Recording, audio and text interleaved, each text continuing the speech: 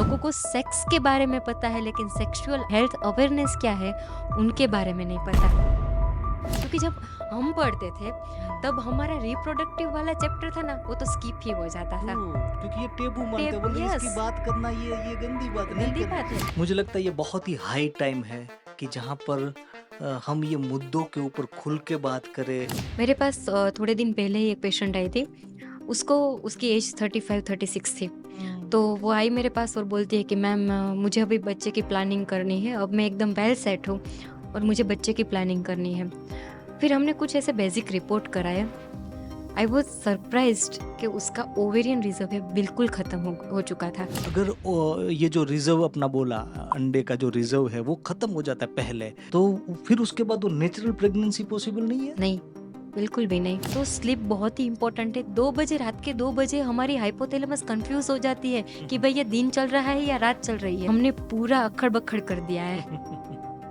तो ये कितनी ब्यूटीफुल प्रोसेस है नेचर ने जो सुप्रीम पावर हम जिसको बोलते हैं उन्होंने बनाई है कि हर महीने लेडी जो है वो प्रेगनेंसी के लिए तैयार होती है।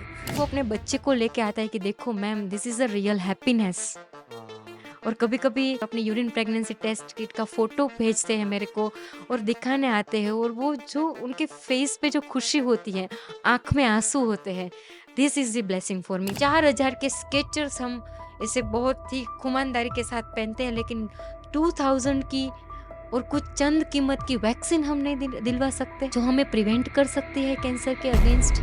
Sexual intercourse not happen between legs, it is happen in our mind. Vaginal washes मिल रहे हैं, वो टोटली बुलशिट है। ये छोटी-छोटी लेकिन कितनी क्रूशियल बात है। हाँ, ये हमें कोई नहीं सिखाता, कोई पूछता भी नहीं है। बहुत भागना नहीं है पेशेंट उनको, को बोलना है कि आप पेशेंट पेशेंस रखिए। क्या बात है। यस, तो वो मेरी एक स्टोरी है और एक बहुत ही इंटरेस्टिंग स्टोरी है। ये जो चैनल है उसमें हम लोग कुछ ऐसे लोगों के इंटरव्यूज लेते हैं, उनके साथ डिस्कशन करते हैं जिन्होंने हजारों, लाखों या करोड़ों लोगों की लाइफ में कहीं ना कहीं डिफरेंस क्रिएट किया है अपने नॉलेज से, अपने एक्सपीरियंस से, अपनी एक्सपर्टीज से।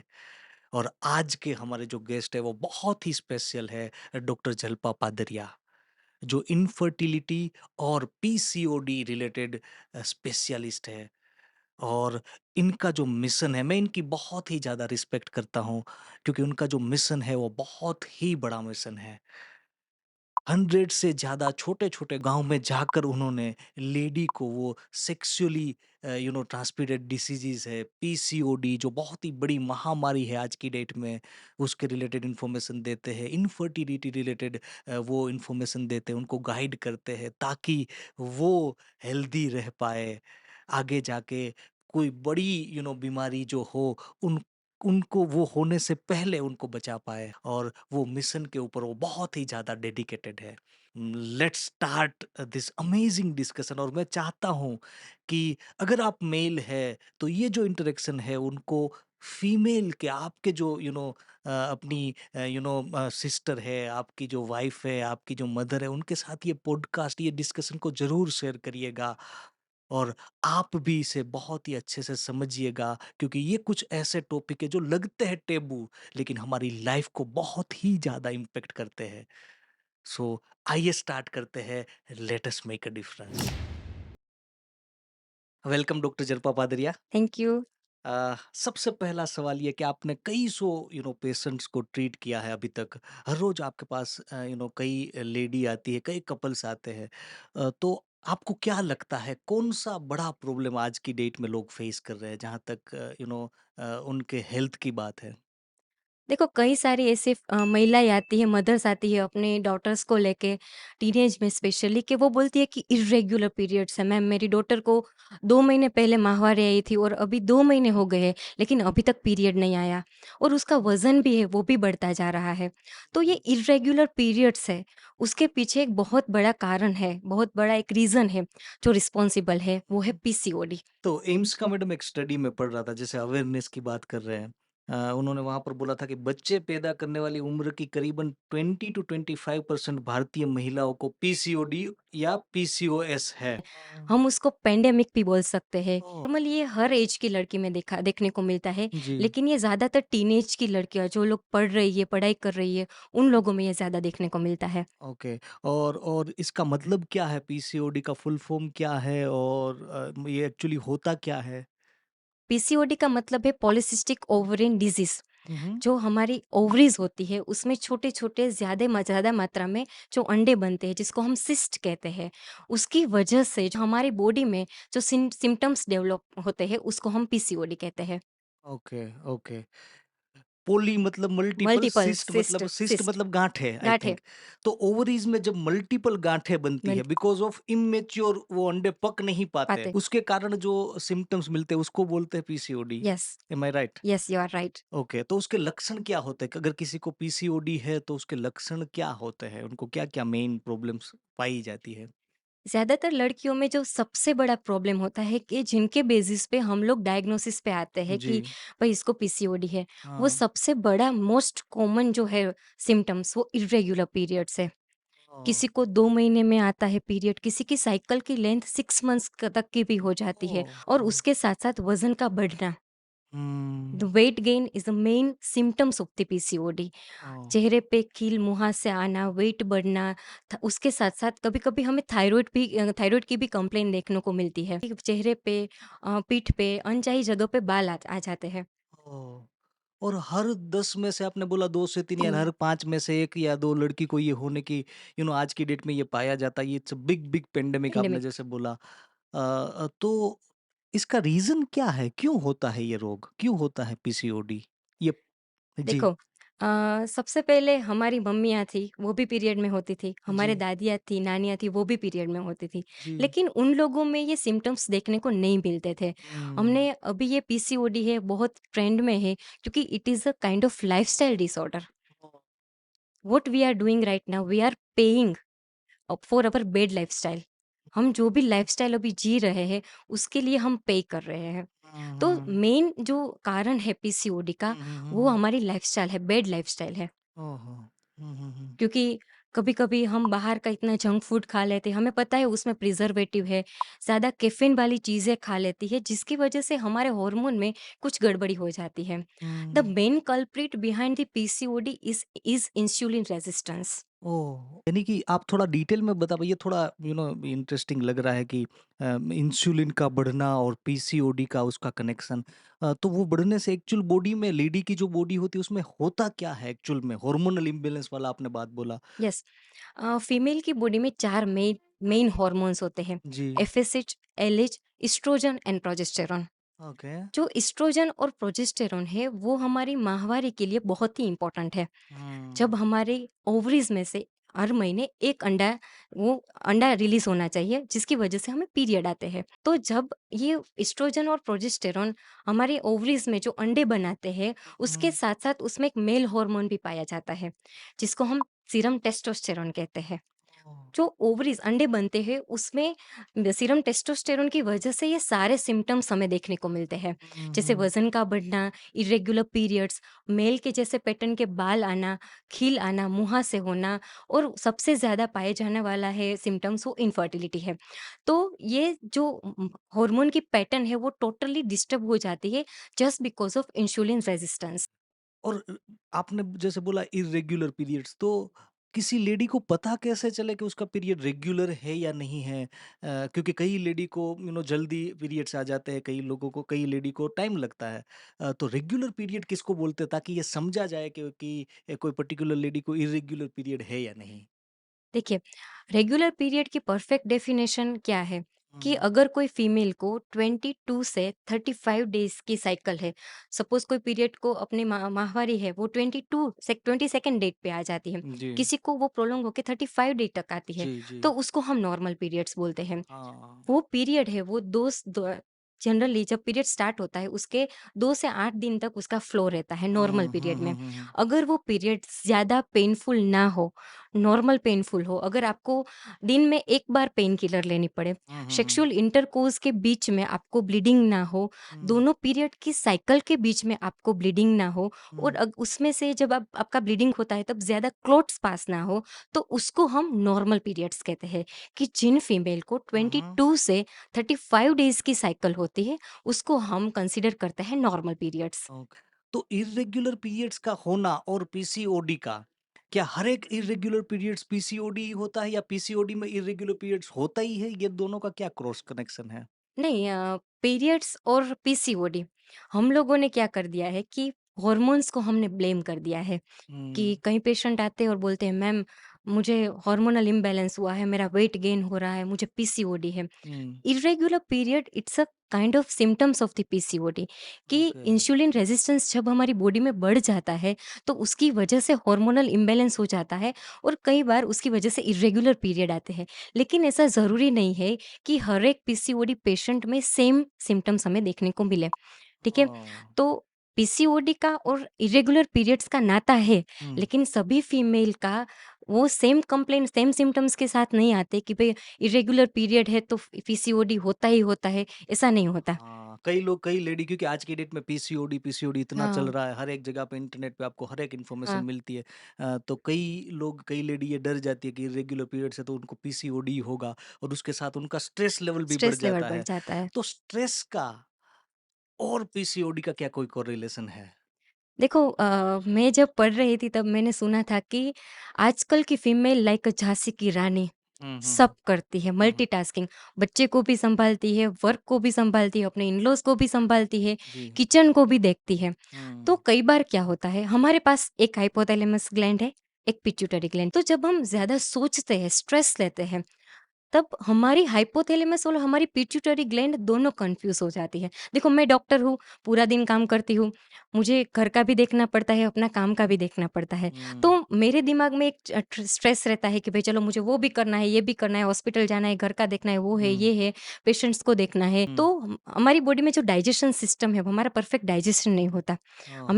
हमें पता है कि हमारी परफेक्ट हेल्थ के लिए हमारा डाइजेशन प्रॉपर होना बहुत ज़रूरी है। हुँ, ठीक है? गट हेल्थ के बारे में हमने सुना ही है। हुँ, तो हुँ, मेरी गट हेल्थ अच्छी नहीं है और मैं जो मनचाही चीज़ें खा लेती हूँ, स्ट्रेस लेती हूँ, उनकी वजह से जो पिट्यूटरी ग्लैंड है हमारी, वो कन्फ्यूज़ हो जाती है और ओह! उसकी वजह से हार्मोनल इम्बैलेंस होता है और कभी-कभी ऐसा होता है कि उसकी वजह से वेट गेन होना और हम जैसे बोल रहे हैं कि पीसीओडी होना भी एकदम कॉमन है ड्यू टू हुँ, स्ट्रेस।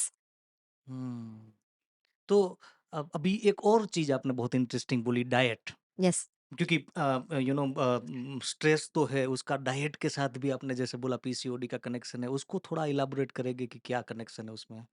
अ, हम लोग अभी जो फैंसी फूड बोल रहे हैं, हुँ, अगर मेरा बच्चा स्कूल जा रहा है और उसको मैं रोटी सब्जी दे रही हूँ, हाँ, तो घर पे आके बोलेगा कि भई मेरे बगल वाला लड़का था ना, वो तो सैंडविच लेके आ गया था, ये मत पैक करना। हाँ, कल से मेरे लिए सैंडविचेज़ पैक रोटी करना। आउटडेटेड होती हाँ, जा रही हाँ, है। रोटी आउटडेटेड होती जा रही है और उसकी वजह से जो फैंसी फूड का फिनोमिना है ना हमारे दिमाग में, हुँ, कई बार ऐसा होता है कि जो लड़कियाँ होती हैं, वो हुँ, हुँ, कंटीन्यूअसली अपने टेबल पर बैठी रहती है, पढ़ती रहती है, लिखती रहती है और मम्मियाँ हैं, वो पिज़्ज़ा, बर्गर वो सब देती रहती हैं। हुँ, तो सेडेंटरी लाइफ हो गई है हम, कुछ फिज़िकल एक्टिविटी तो हो नहीं रही है, पूरा दिन हम स्क्रीन के सामने रहते हैं या पढ़ाई-लिखाई करते हैं, एग्ज़ाम की स्ट्रेस, कुछ प्रोजेक्ट की स्ट्रेस आ रही है, ये करना है, वो करना है। तो ये जो हम अनहेल्दी डाइट ले रहे हैं, बॉडी को भूख लगती है, बॉडी को भी कैलोरीज़ की ज़रूरत पड़ती है, बॉडी को भी विटामिन्स की ज़रूरत पड़ती है। सब जो न्यूट्रिशंस होते हैं, उसको बॉडी बॉडी को सबकी ज़रूरत पड़ती है और हम क्या कर रहे हैं आजकल? सो कॉल्ड फैंसी फूड अपने पेट में डाल रहे हैं। जिसकी हुँ, वजह से हमारी गट हेल्थ खराब होती है। फैंसी फूड में ज़्यादातर जो आजकल के टीनेजर्स हैं, वो ज़्यादातर पिज़्ज़ा, बर्गर वो सब में अभी वो सब ले रहे हैं। फिज़िकल एक्टिविटी कम होती जा रही है। हम देख रहे हैं कि जब हम लोग छोटे थे, तो हुँ, कितना खेलते थे, कूदते थे, कितना हम बाहर रहते थे, घर के बाहर साइक्लिंग करते थे, वो करते थे। आजकल सबके हाथ में मोबाइल आ गया है, तो फिज़िकल एक्टिविटी ज़ीरो हो गई है। जी। ठीक है? तो कुछ भी हम खाते हैं, ये हेल्दी हो, अनहेल्दी हो, लाइक अगर फिज़िकल एक्टिविटी नहीं होगी, तो वो डाइजेशन है वो प्रॉपर नहीं होगा। इसकी वजह से हम देख रहे हैं कि आजकल जो डिसीज़ेज़ हो रहे हैं, वो बैड फूड हैबिट की वजह से भी हो रहे हैं। हुँ। मैडम मैं ये पॉडकास्ट के रिसर्च के दौरान एक सोनम कपूर जो एक्ट्रेस है बॉलीवुड की, उनका एक वीडियो देख रहा था कि वो बोल रही थी कि उनको भी पीसीओडी था, हुँ, उनको भी ये प्रॉब्लम्स थी और उन्होंने बोला जैसे आप बोल रहे हो डाइट का उन्होंने हुँ। बोला कि डाइट बहुत इम्पोर्टेंट है। एक्सरसाइज़ के बारे में भी उन्होंने बोला ये बहुत इम्पोर्टेंट है। और एक चीज़ उन्होंने बोली कि रिफाइंड जो शुगर है, यस, रिफाइंड वो शुगर। बहुत मतलब अनहेल्दी है, वो इट इज़ जस्ट लाइक अ ज़हर की ज़ाहिर। तरह। तो वो उसके ऊपर थोड़ा आप कुछ बोला बताना चाहेंगे कि किस तरीके से वो अपने बॉडी में ये क्योंकि आपने इंसुलिन की बात बोली और रिफाइंड शुगर की बात, ये कोई कोरिलेशन है इसमें कोई? यस। जैसे हमने बोला कि पीसीओडी कब होता है कि जी, जब हमारी बॉडी में मेल हार्मोन है वो बढ़ जाता है जी। और हमारी बॉडी में इंसुलिन रेजिस्टेंस बढ़ जाता है।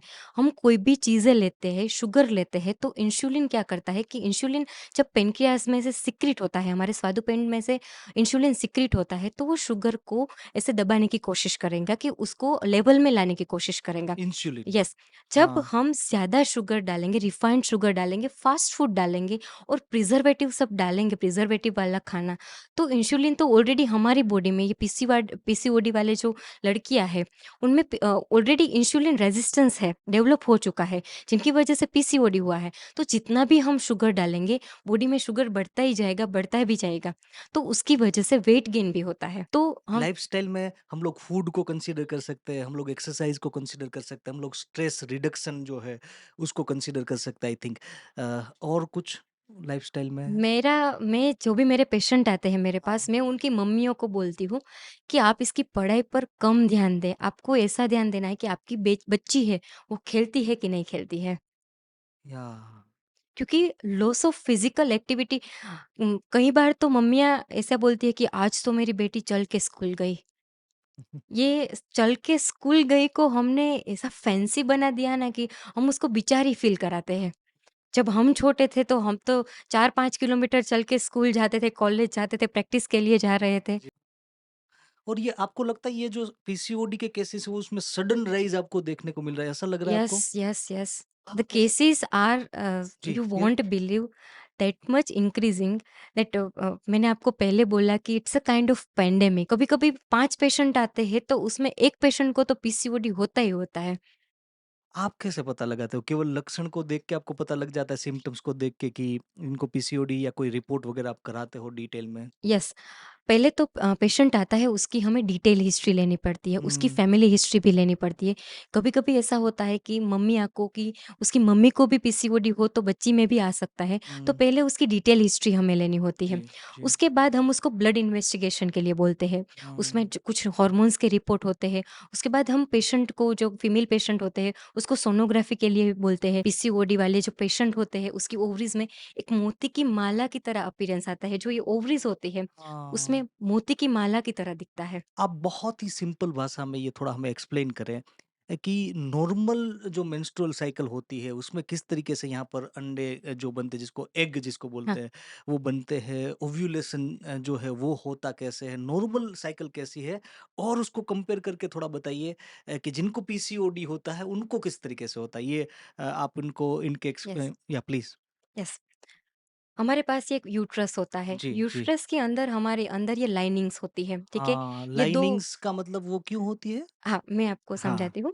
ये 2 ओवरीज़ हैं, ये 2 फैलोपियन ट्यूब है, ठीक है? तो हाँ जब पीरियड आता है तो क्या होता है, ये यूट्रस के अंदर जो लाइनिंग होती है, हाँ उसका एक्सपल्सन होता है, मतलब वो बाहर आती है, उसको हम पीरियड्स कहते हैं। अब हम्म, ये कॉन्ट्रैक्शन किसकी वजह से होता है कि हमारी बॉडी में एक सब्सटेंस है जिसको हम प्रोस्टाग्लैंडिन कहते हैं। ओ, एक फाइनली कॉन्ट्रैक्शन होता है हमारी बॉडी में यूट्रस का, जिसकी वजह से हमने सुना है कि कई सारी लड़कियों को ड्यूरिंग पीरियड पेन होता है। ये जो हाँ फाइनली कॉन्ट्रैक्शन होता है, नाइसली कॉन्ट्रैक्शन होता है, ये प्रोस्टाग्लैंडिन की वजह से होता है और जिसकी वजह से ये लाइनिंग है, वो टूटती है और पीरियड आ जाता है। प्रोस्टाग्लैंडिन आपने बोला वो क्या होता है? वो एक सब्सटेंस होता है हमारी बॉडी में, हाँ, यूट्रस के कॉन्ट्रैक्शन के लिए बहुत ज़रूरी होता है।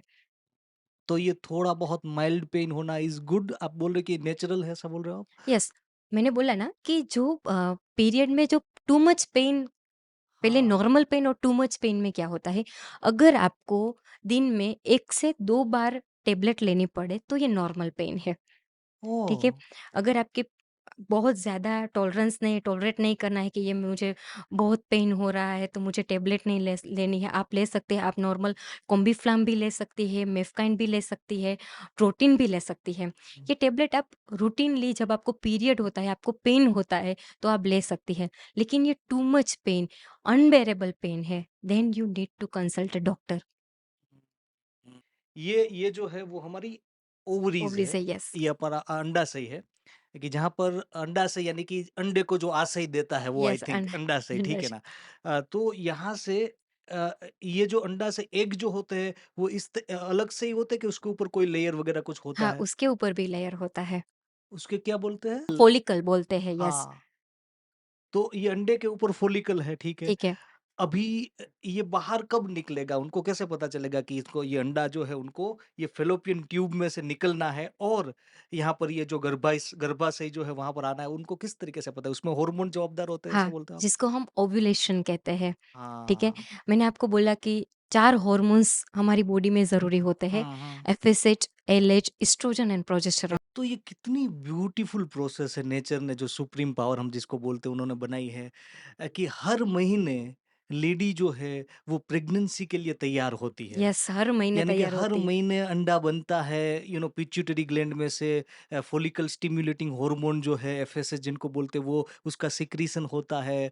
जो अंडाशय है उसमें से कुछ अंडे मैच्योर होते हैं, वो फॉलिकल में से बाहर आते हैं, गर्भाशय की दीवार दीवार पर पे वो रहते हैं, वो वेट करते हैं कि वहाँ पर वो स्पर्म के साथ उनका कनेक्शन होता है कनेक्शन कि हो, नहीं होता। अगर वो नहीं होता है तो गर्भाशय की दीवार जैसे आपने बोला कि जो कॉन्ट्रैक्ट बनती होते। है, जो एक वो हो सकता है कि वो फ्यूचर बेबी के लिए घर ही हो, घर की दीवार ही की तरह काम कर सकती यस, थी। लेकिन वो नहीं बना, तो अपने आप वो सब निकल जाता है। It is such a beautiful beautiful process. Process. और हम लोग ये बोल सकते हैं कि हमारी जो लाइफ़स्टाइल है, हमारी जो फूड हैबिट है, उसके कारण ये ब्यूटीफुल प्रोसेस को हमने डिस्टर्ब कर डिस्टर्ब कर दिया। दिया है टोटली। वाह! ये बहुत इंटरेस्टिंग आपने बोला। और पीसीओडी में जितना मैं समझ पा रहा हूँ मैडम, कि उसमें ये होता है कि जो एग होते हैं वो मैच्योर होकर के फॉलिकल में से बाहर बाहर नहीं नहीं निकल पाते, निकलते। मल्टीपल एग में एक बार इमैच्योर रह जाते हैं और वो क्या होता है, एक सिस्ट बना देते हैं, गाँठें बना देते हैं, जैसे आपने बोला मोती की तरह वो दिखती है। और अगर वो अंडे बाहर ही नहीं आएँगे तो तो पीरियड्स नहीं पीरियड्स नहीं आ नहीं सकते। आएगा। ओह! और साथ-साथ आपने जैसे वो बात की कि इंसुलिन रेजिस्टेंस आ रेजिस्टेंस जाता है, टेस्टोस्टेरोन लेवल जो है बढ़ वो बढ़ जाता है, जाता है और इसके कारण टेस्टोस्टेरोन जो है वो मेल हार्मोन है और इसके कारण पूरे शरीर में मेल रिलेटेड सिम्पटम्स देखने को देखने को मिलते हैं, मिलता जैसे कि बाल अनचाही जगह पे आना। ओह! और ये महामारी आपने बोला ये बहुत बड़ी बड़ी बहुत बीमारी है। बड़ी। तो एज़ अ गायनेकोलॉजिस्ट आप क्या अपने जो पेशेंट है उनको बोलती हो? अगर कि आप देखते हो कि इनको पीसीओडी है, तो आप क्या उनको बताते हो कि उनको क्या करना चाहिए? दवाई देते हो ऑब्वियसली वो तो होगी, उसके साथ आप क्या उनको एडवाइस देते हो? हम लोग क्या करते हैं आजकल, पीसीओडी, पीसीओडी, पीसीओडी बोल के हमने इतना पेशेंट्स गूगल करके आते हैं, कई सारे पेशेंट सोनोग्राफी का रिपोर्ट बता के बोलते हैं, मैडम मुझे पीसीओडी है, मेरा वेट गेन हो रहा है, कुछ दवाइयाँ दीजिए कि मेरा वेट है वो कम हो जाए। जी। मैं मेरी पेशेंट को, जो मेरे पास पेशेंट आते हैं, मैं उसको एक फाइन पीस ऑफ एडवाइस देती हूँ कि अपनी जो लाइफस्टाइल है उसको थोड़ा मॉडिफाई करें। हम हुँ, क्या करते हैं, वज़न घटाने के लिए सब कुछ करते हैं, अपनी बैड लाइफ़स्टाइल में से गुड लाइफ़स्टाइल में आ जाते हैं हुँ। और फिर जब हम फिर से अपनी बैड लाइफ़स्टाइल में जाते हैं, तो हम अपने पीसीओडी को ब्लेम करते हैं कि पीसीओडी की वजह से ये सब हो गया, ये सब हो गया। लेकिन the main treatment of the PCOD is lifestyle modification. अपनी लाइफ़स्टाइल को मॉडिफ़ाई करना बहुत ही ज़रूरी है। उसको थोड़ा डिटेल में आप एक्सप्लेन करें कि लाइफ़स्टाइल को मॉडिफ़ाई करना मतलब कौन-कौन सी चीज़ें ध्यान रखना है पेशेंट को? सबसे पहले फ़िज़िकल एक्टिविटी। ओके। हाँ, हाँ। आजकल जो हमारी सेडेंट्री लाइफ है, उसमें से हमें बाहर निकल के थोड़े चंद टाइम निकाल के हमें वॉक करना चाहिए, कुछ भी ऐसी एक्सरसाइजेस करनी चाहिए, योगा, मेडिटेशन, वो सब करना चाहिए। तो हुँ। जिसकी वजह से हमारी बॉडी में फिजिकल एक एक्टिविटी बढ़ेगी, तो हो सकता है कि हमारा वेट वो थोड़ा कम हो जाए। हमें डाइट पे भी फोकस करना है, जैसे हमने बोला कि जो प्रिजर्वेटिव वाला फूड है, जो रिफाइंड शुगर है, जो कैफीन है, उससे हमें दूर रहना है। और हाँ, पॉसिबल हो तो जो प्रोटीन वाली डाइट है जिसमें हम बोल सकते हैं कि बीन्स आते हैं, जो हाँ। हमारे ग्रीन लीफी वेजिटेबल्स है, विटामिन सी वाला जो है हमारा फूड है, वो सब हमें अपनी लाइफ में इंट्रोड्यूस करके फिर उसको मॉडिफाई करना ज़रूरी है। पीसीओडी की ट्रीटमेंट कहाँ से शुरू होती है? अपने लाइफ़स्टाइल मॉडिफ़िकेशन से शुरू होती है। हुँ, कुछ ऐसी दवाइयाँ नहीं है, चलो दवाइयाँ देते हैं डॉक्टर, कुछ ऐसी पिल्स दे देते हैं आपको, मल्टीविटामिन दे दी, मिनरल दे दी आपको, कुछ ऐसी हार्मोनल पिल दे दी आपको, लेकिन वो एक सपोर्टिव की तरह काम करेगा, सिम्पटम्स को क्योर करेंगे से सिम्पटम्स को क्योर करेगा। हाँ, पीसीओडी को जड़ से मिटाना है, तो आपको अपने लाइफ़स्टाइल में चेंजेस करना बहुत ही ज़रूरी है। कितनी लेडी ये करती है? आप तो कई लोगों को एडवाइस दें, आपका क्या मानना है? करती है लेडी कि नहीं करती? बहुत ही अवेयर है अपने हेल्थ के बारे में, जिसको हम बोलते हैं हेल्थ कॉन्शियस, हाँ, जिसको अपनी बॉडी की पड़ी है, वो करते हैं, लेकिन बहुत चंद महिलाएं ये करती है। सबको तो हम बोल बोल के कभी कभी थक जाते हैं, करते हैं तो 2-3 दिन करते हैं, फिर ब्रेक कर लेते हैं, फिर 2-3 दिन करते हैं, फिर आके हमें कंप्लेन करते हैं कि मैम कुछ फर्क तो पड़ा नहीं। या ये भी हो सकता है कि उनको इसका पता नहीं है उनको शायद कि इसके रिpercussions आगे जाके क्या हो सकते हैं, ये भी हो सकता है कि हाँ, हो रीज़न? सकता है।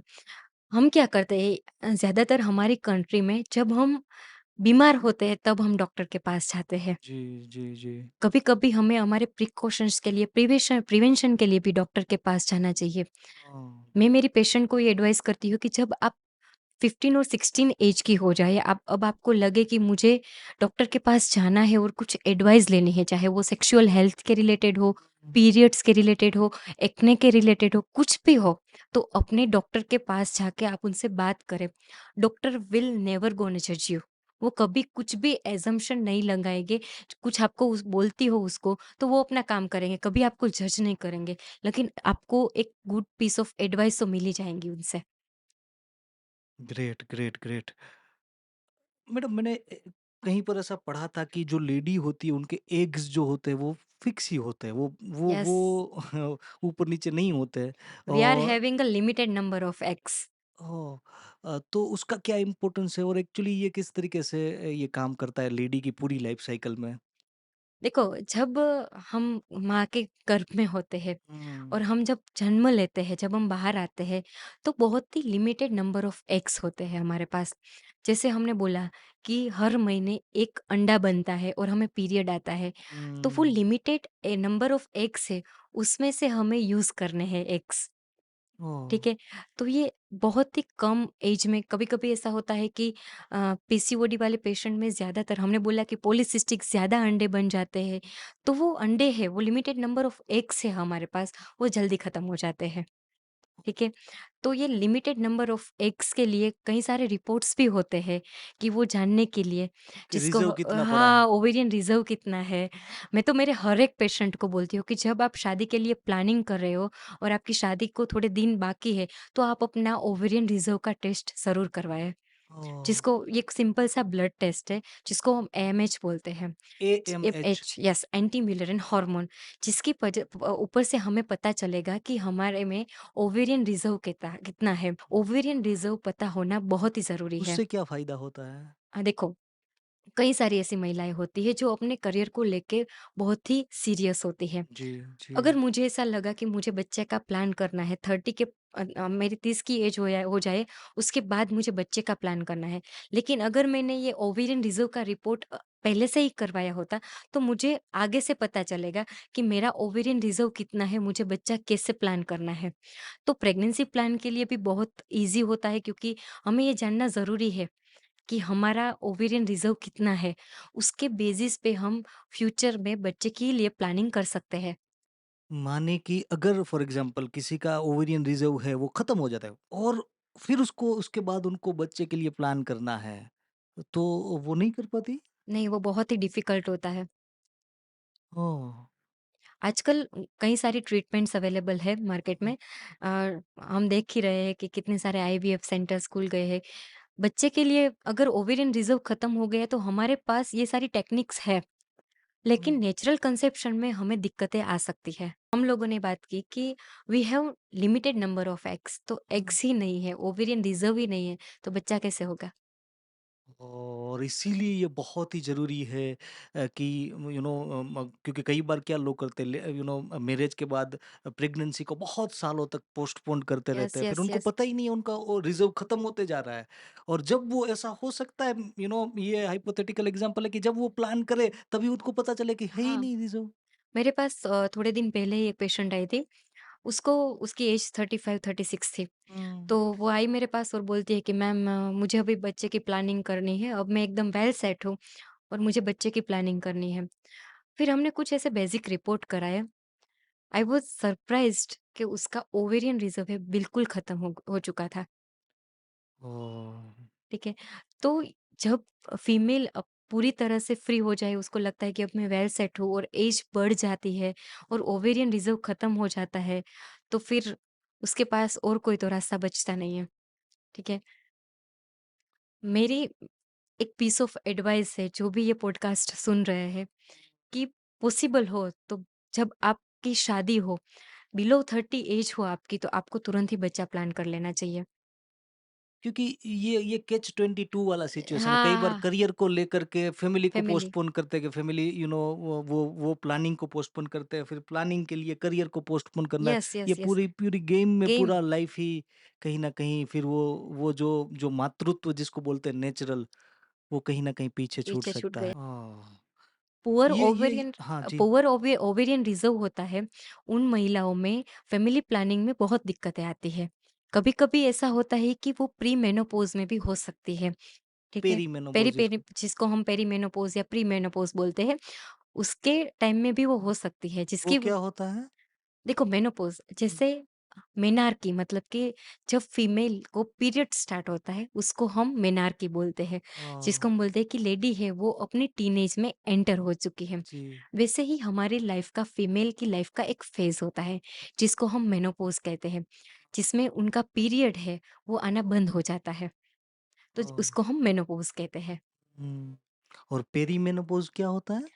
मेनोपॉज़ हमारी बॉडी है वो हमारी बॉडी तैयार होती है कि ये भई 1 साल के बाद या 2 साल के बाद या ढाई साल के बाद आपको मेनोपॉज़ होगा।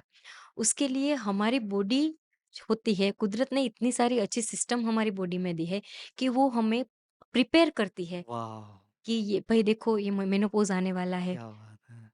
तो लेडी को ये पता लग सकता है 1 या डेढ़ साल पहले कि उनको मेनोपॉज़ आने वाला है और उनकी बॉडी ही उनको कुछ सिम्पटम्स ऐसे देती है यस, कि जिनको उसको पता चले। सिग्नल्स देने चालू कर देती क्या है। ब्यूटीफुल रचना है ईश्वर की। तो आप उसके बारे में बता सकते हैं कि कैसे लेडी को कौन-कौन से वो सिम्पटम्स होते हैं? पहले हम पीरियड से स्टार्ट करेंगे। जब पेरीमेनोपॉज़ल फ़ेज़ में होती है फीमेल, तो सबसे पहला उसका सिम्पटम्स होता है पीरियड इर्रेगुलर होना। ठीक ओह! है? अगर पीरियड आता है, तो बहुत ही प्रोलॉन्ग साइकिल चलती है। हुँ, क्लोट्स पड़ते हैं, कभी-कभी ऐसा होता है कि 1 महीने तक पीरियड चलता है, तब को उन उनको या पेशेंट को गायनेक को दिखाने की ज़रूरत पड़ सकती है। हुँ, कभी-कभी ये जो लंबा गैप आता है, 2 महीने, 3 महीने, 4 महीने, वो एक काइंड ऑफ के सिम्पटम्स हैं, main symptoms of the menopause.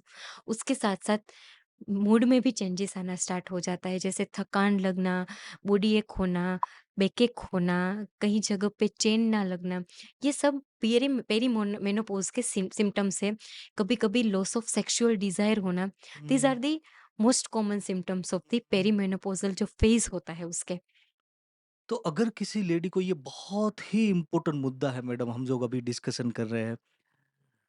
अगर किसी को पता नहीं है कि अगर उनको मूड स्विंग्स आ रहे हैं, उनको कहीं रिलेशनशिप इश्यूज़ आ रहे हैं क्योंकि ऑलमोस्ट वो स्टेज पे लेडी जब पहुँचती है तो उनके बच्चे भी टीनेज ऑलमोस्ट हाँ, पहुँच गए होते हैं। तो उनको वो मूड स्विंग आना, उनकी लाइफ में, उनकी बॉडी में ये परिवर्तन आना, उनको अगर पता नहीं है कि ये पेरीमेनोपॉज़ के कारण हो रहा है तो लेडी और ज़्यादा टेंशन में आ सकती है। ये भी तो हो सकता है। अगर उनको येस, पता है कि बिकॉज़ ऑफ दिस हो रहा है तो उसको ज़्यादा अच्छे से एडजस्ट कर सकती है। येस। बहुत अगर उसको इंटरेस्टिंग। पता होता है तो ठीक है, लेकिन ये एक ब्यूटीफुल फेज़ है। मैं हाँ। तो मेरी मेरी पेशेंट को बोलती हूँ कि आप लोग ऐसे शॉर्ट ट्रिप पे चले जाओ सब गर्ल्स गैंग की जिसको मेनोपॉज़ अभी तो कोई चिंता नहीं है, बच्चे भी बड़े हो गए हैं, ठीक है? हर एक लेडी में मेनोपॉज़ल सिम्पटम्स है, वो सेम होना ज़रूरी नहीं है, जी। ठीक है? जिसको पता है कि भई ये फ़ेज़ आता है और कई सारे फीमेल्स होती है वो ये चीज़ को एक्सेप्ट कर लेती है। लेकिन अभी जो है वो इसके बारे में थोड़ा म फीमेल है वो कॉन्शियस हो गई है तो वो डॉक्टर के पास जाती है, कुछ ज़रूरी रिपोर्ट्स करवा लेती है या सोनोग्राफ़ी करवा लेती है, तो उसको पता चल जाता है कि भई चलो ये हमारा फ़ेज़ है, ये नेचुरल फ़ेज़ है, ठीक हुँ। है? और ये कितने टाइम ये फ़ेज़ चलता है? कितना ड्यूरेशन रहता है on an average? On an average 4 से 5 तक, किसी को 2 से ढाई साल तक, किसी को 1 साल, सबका अलग-अलग होता है। ओह! ये बहुत इंटरेस्टिंग बात बोली मैडम आपने। आज की डेट में हमने हम देखते हैं कि गली नुक्कड़ पे आईवीएफ सेंटर्स खुल रहे हैं, जैसे पान की दुकान की तरह खुल रहे हैं। ये बहुत ही शॉकिंग और सैड रियलिटी है आज की डेट की। तो उसके पीछे ये इनफर्टिलिटी का जो प्रॉब्लम है, उसके पीछे आपको क्या लगता है कौन-सा कारण जवाबदार है? हाँ, पहले तो हम अभी मैंने बोला कि वी आर लाइक झांसी की रानी, यस, ठीक है? Yes, yes. कई बार ऐसा होता है कि हम अपने करियर पे इतना फ़ोकस्ड होते हैं, अब क्या हो रहा है, सेक्सुअल एक्टिविटी है, वो हुँ, जल्दी हो जाती है और हुँ। फैमिली प्लानिंग है, वो हम बाद में करते हैं, बहुत लेट बहुत होता है। लेट करते हैं। तो इसके बीच में जो गैप आता है, उसमें कभी-कभी ऐसा होता है कि कई सारे इन्फेक्शंस लग सकते हैं, हो सकता है कि हमारी जो फैलोपियन ट्यूब है, वो ब्लॉक भी हो सकती है। हुँ, हमारे हमने जैसे बोला कि we have limited number of eggs, तो हमारा ओवेरियन रिज़र्व है, वो भी कम हो जाता है। तो उसकी वजह से भी इन्फर्टिलिटी का इश्यू हमें देखने को मिलता है। हर 10 में से 2 से 3 कपल है, वो भी फर्टिलिटी इश्यू है। जो ये एकदम सिंपल चीज़ है, हुँ, फर्टिलिटी, प्रेगनेंसी प्लानिंग, उसको हमने इतना डिफ़िकल्ट बना दिया है। अगर फर्टिलिटी इश्यूज़ इतने होते, तो ये हम ह्यूमन नहीं होते ही नहीं ना। ट्रू। तो सिंपल थिंग को हमने बहुत ही कॉम्प्लिकेटेड बना दिया है। और जो उसमें मेन रीज़न है कि कई सारे कपल्स को जो फीमेल पार्टनर होती है उसको अपनी जो फर्टाइल विंडो होती है, अपना ओव्यूलेशन पीरियड होता है, वो पता ही नहीं होता। हमारे महीने में जब हमारी माहवारी है, वो जैसे आती है, तो ऐसे 2 से 3 दिन होती है कि जब हमारी फर्टाइल डेज़ है, वो हाइली एक्टिव होती है, हमारी फर्टिलिटी रेट्स है, वो हाइली एक्टिव होता है। तो कई कपल्स को ये पता ही नहीं होता है कि फर्टिलिटी विंडो क्या है, फर्टाइल डेज़ क्या है, ओव्यूलेशन पीरियड कौन-सा होता है। आजकल तो मार्केट में ये ओव्यूलेशन किट सब मिलती है, लेकिन कई लोगों को तो इनके बारे में भी पता नहीं होता। थोड़ा आप इसको थोड़ा डिटेल में एक्सप्लेन करेंगे यस, कि ओव्यूलेशन जो बात बोली आपने हाँ, फर्टाइल विंडो वाली, वो क्या है? महीने के कुछ विंडो फर्टाइल विंडो ये मतलब क्या है यस, इसका यस। मतलब? जब किसी फीमेल का पीरियड की साइकिल 30 दिन की होती है, हुँ, हुँ। तो जो पीछे के 30 दिन होते हैं, जो 30 दिन होते हैं, उसमें से पीछे से हमें -14 करना है, 14 डे बाद करना है। जो 14 डेज़ होते हैं, वो हमें बाद करने हैं और हुँ, जो डे निकल के आता है, मानो कि 16th डे आया, वो हमारा ओव्यूलेशन डे होता है।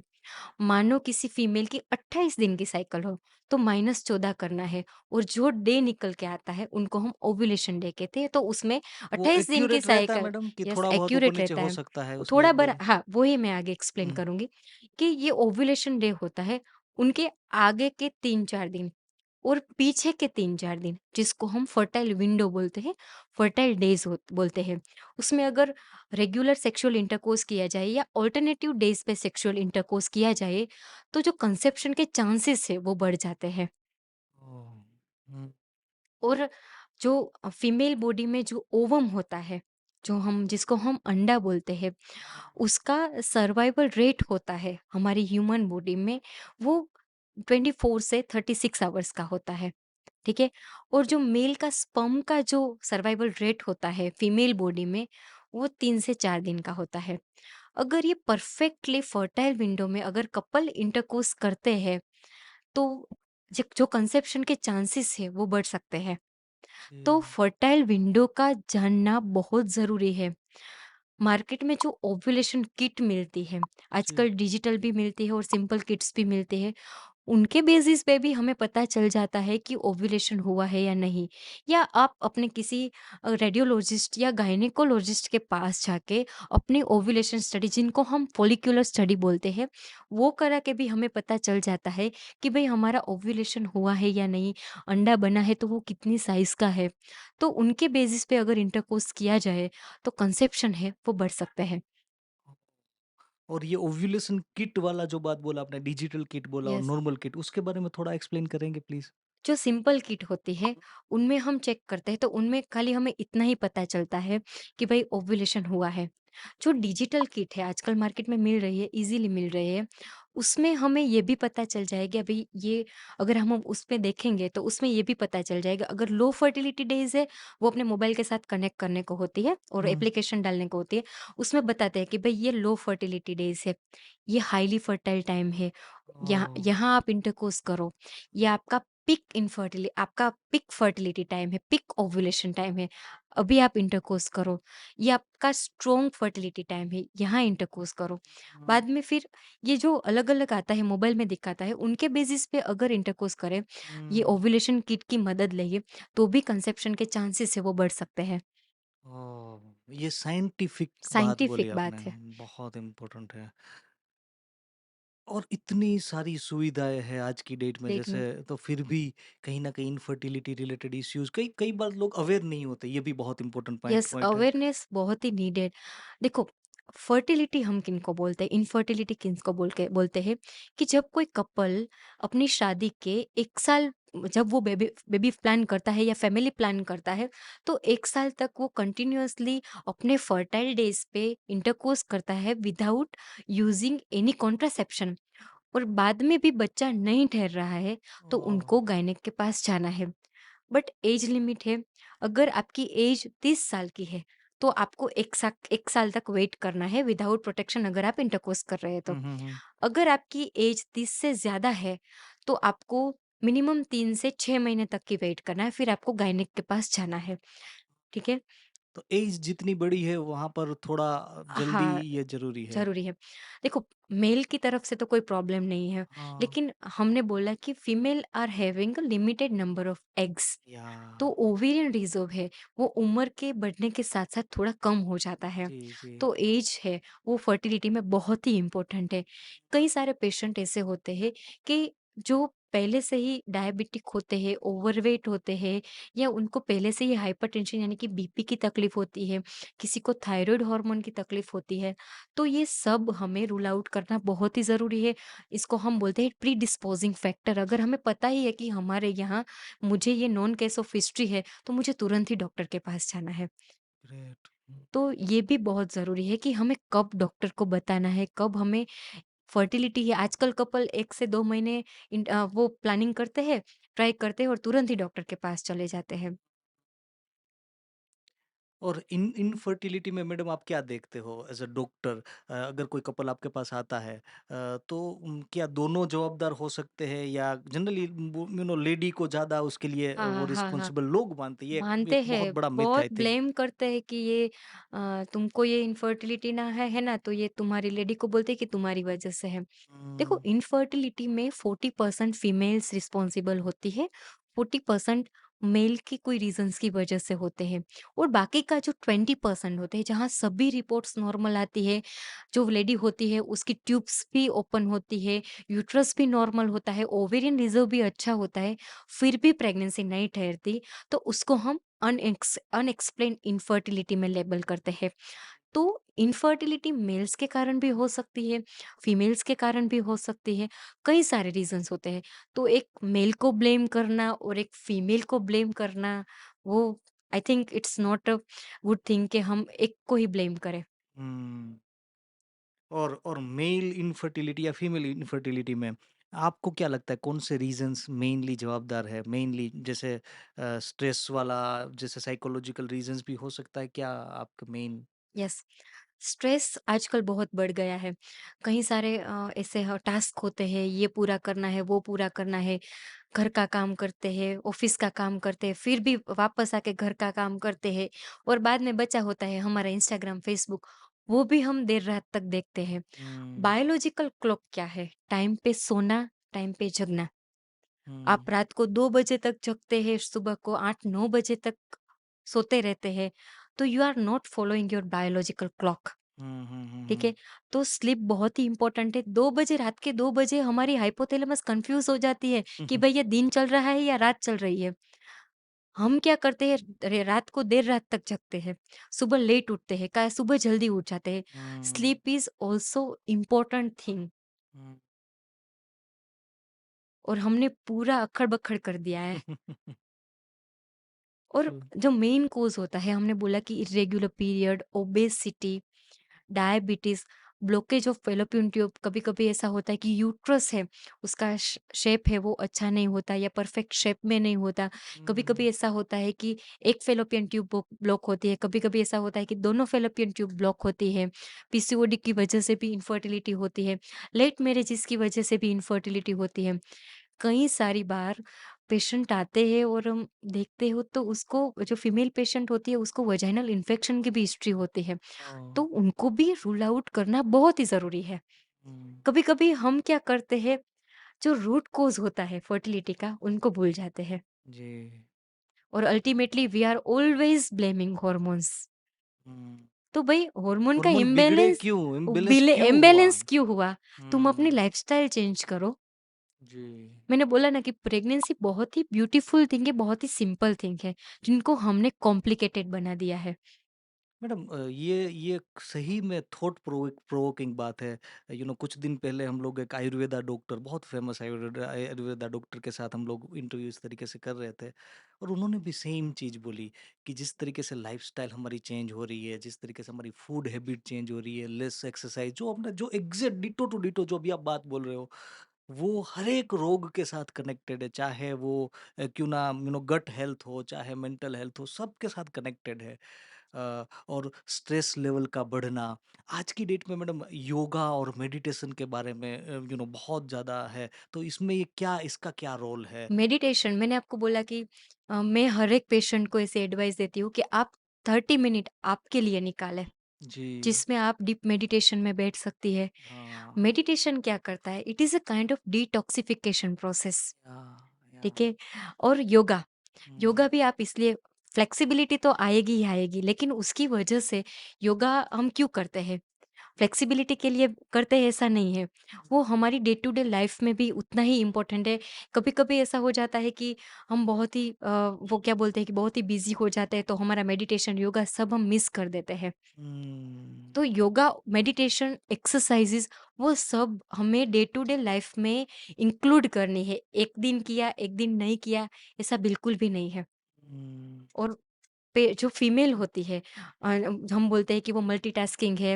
Heads off to all those female who are working great for their family, for their career, everything they are handling very nicely everything, right? उनको भी मेरा पीस ऑफ एडवाइस यही कि आप मेडिटेशन करो। जी, आप जब खुद में जाएंगे तो आपको पता चलेगा कि हु यू आर। हम क्या करते हैं, we are always blaming our self, और सबके पीछे हम अपने आप को ही भूल जाते हैं। या बच्चा, फैमिली, ऑफिस, वर्क, वो सबके पीछे हम अपने आप को भूल जाते हैं।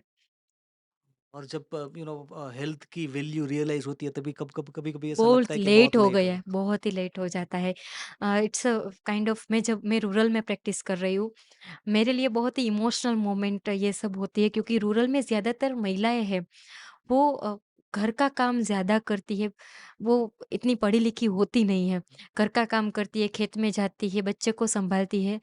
अपने लिए तो टाइम ही नहीं है उनके पास।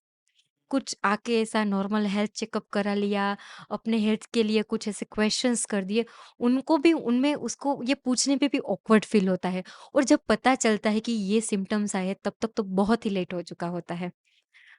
आप मैडम, आप जैसे बोला अपना गाँव में हमने आप ऑलरेडी कई गाँवों में जा कर के यस, लेडी को अवेयर करते हो और I would really like to salute you, respect you, जो आप अभी कर रहे हो उसके बारे में, आप अपने मिशन के बारे में कुछ बता पाए कि क्या आप क्यों ये करते हो, क्यों ये अवेयरनेस के बारे में खुल कर के बात करते हो, जो कई बार ये टेबू टॉपिक्स टैबू जिसको मानते हैं, टॉपिक्स, यस। फिर भी क्या आप चाहते हो, why why you are doing what you are doing? सबसे पहले थोड़े साल पहले मेरी नियरेस्ट डियरेस्ट कज़िन, जिनको इनफर्टिलिटी का इश्यू था, बहुत ही मेरे दिल के बहुत ही नज़दीक है वो, हुँ, और मुझे पता चला कि उनको इनफर्टिलिटी है, तभी मेरी पढ़ाई चल रही थी, और she was constantly crying in call कि भई ये हो रहा है, वो हो रहा है। फिर मैंने उसकी काउंसलिंग की। कभी-कभी मुझे ऐसा लगता है कि काउंसलिंग कितना मैटर करता है। जब कपल्स आपके पास आते हैं, तो काउंसलिंग बहुत ही ज़रूरी है उनका।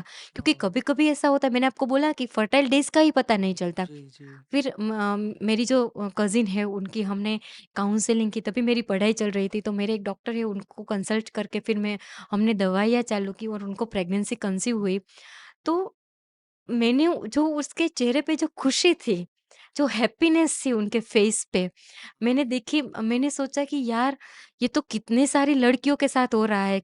कई सारी लड़कियों की बहनें होगी, कई सारी जो मदर्स होगी, उसकी डॉटर्स होगी कि इनको इनफर्टिलिटी का इश्यू है। पेशेंट मेरे पास आता है, वो अपने बच्चे को लेके आता है कि देखो ma'am, this is a real happiness.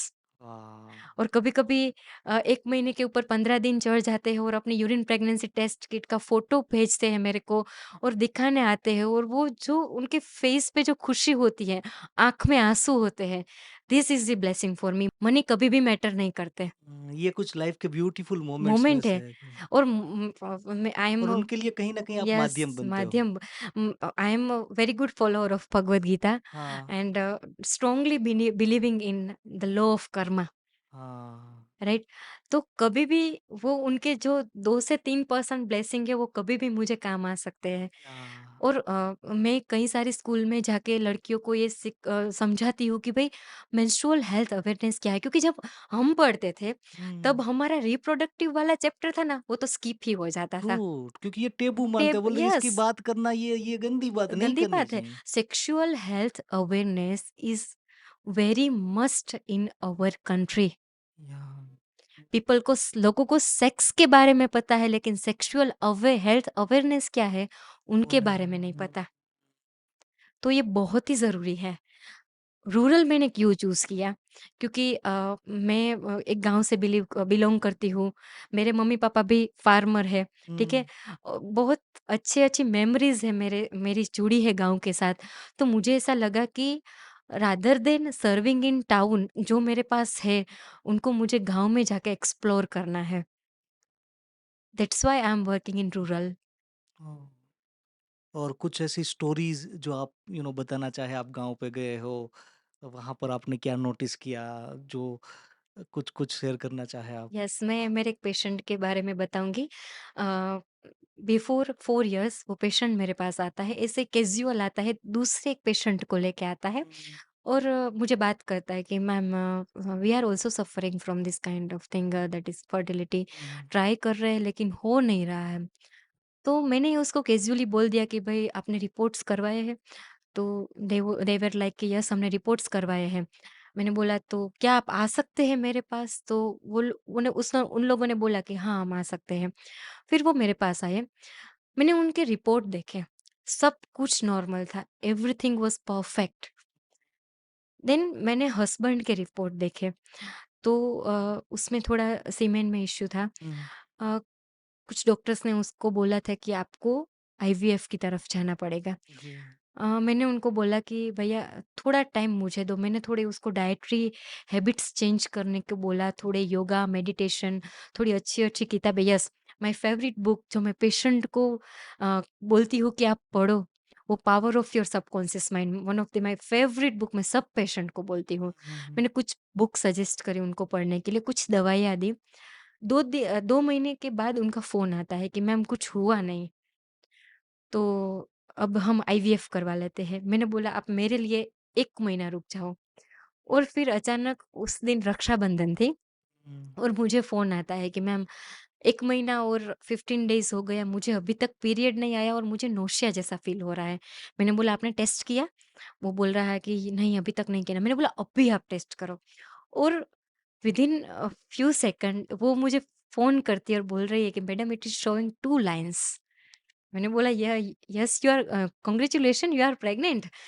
तो they were like, they were crying and the very same day उसने बोला कि ma'am, this is the perfect gift of Rakshabandhan के, ये आपने बहुत ही अच्छी गिफ्ट दे दी। लेकिन भाई, कभी-कभी कैसा होता है कि पेशेंट ऐसा सोचते हैं कि 2 महीने में ट्रीटमेंट चालू कर दी, 3 महीने में ट्रीटमेंट चालू कर दी। हमारे पास ऐसा कोई बाबा जी का काढ़ा नहीं है या कोई ऐसा जादू मंत्र नहीं कि ये लो दवाई दे दी और आप प्रेग्नेंट हो गए, आपको भी कुछ करना पड़ेगा, हुँ, कभी-कभी आपको वेट भी करना पड़ता है। हुँ, हुँ, तो हम पेशेंट को बोलते हैं कि भई थोड़ा सब्र रखो। हुँ। 1 महीना दवाई लेके फिर आप थक जाते हो, 2 महीना दवाई लेके थक जाते हो, आपको वेट करना चाहिए कभी, क्योंकि नॉर्मली बॉडी को भी टाइम चाहिए होता है। अगर वो कोई अपने किसी आप को डॉक्टर ने हील होने में, हील अपने आप होने को में रिकवर टाइम करने लगता में। है। अगर आपको किसी डॉक्टर ने स्टिम्युलेशन दिया है, ओव्यूलेशन स्टिम्युलेशन, तो कभी-कभी टाइम लगता है, तो थोड़ा वेट करना चाहिए। और मैं मेरे हर पेशेंट को बोलती हूँ कि बी पेशेंस, बहुत भागना नहीं है पेशेंट उन को बोलना है कि आप पेशेंट पेशेंस बन रखिए।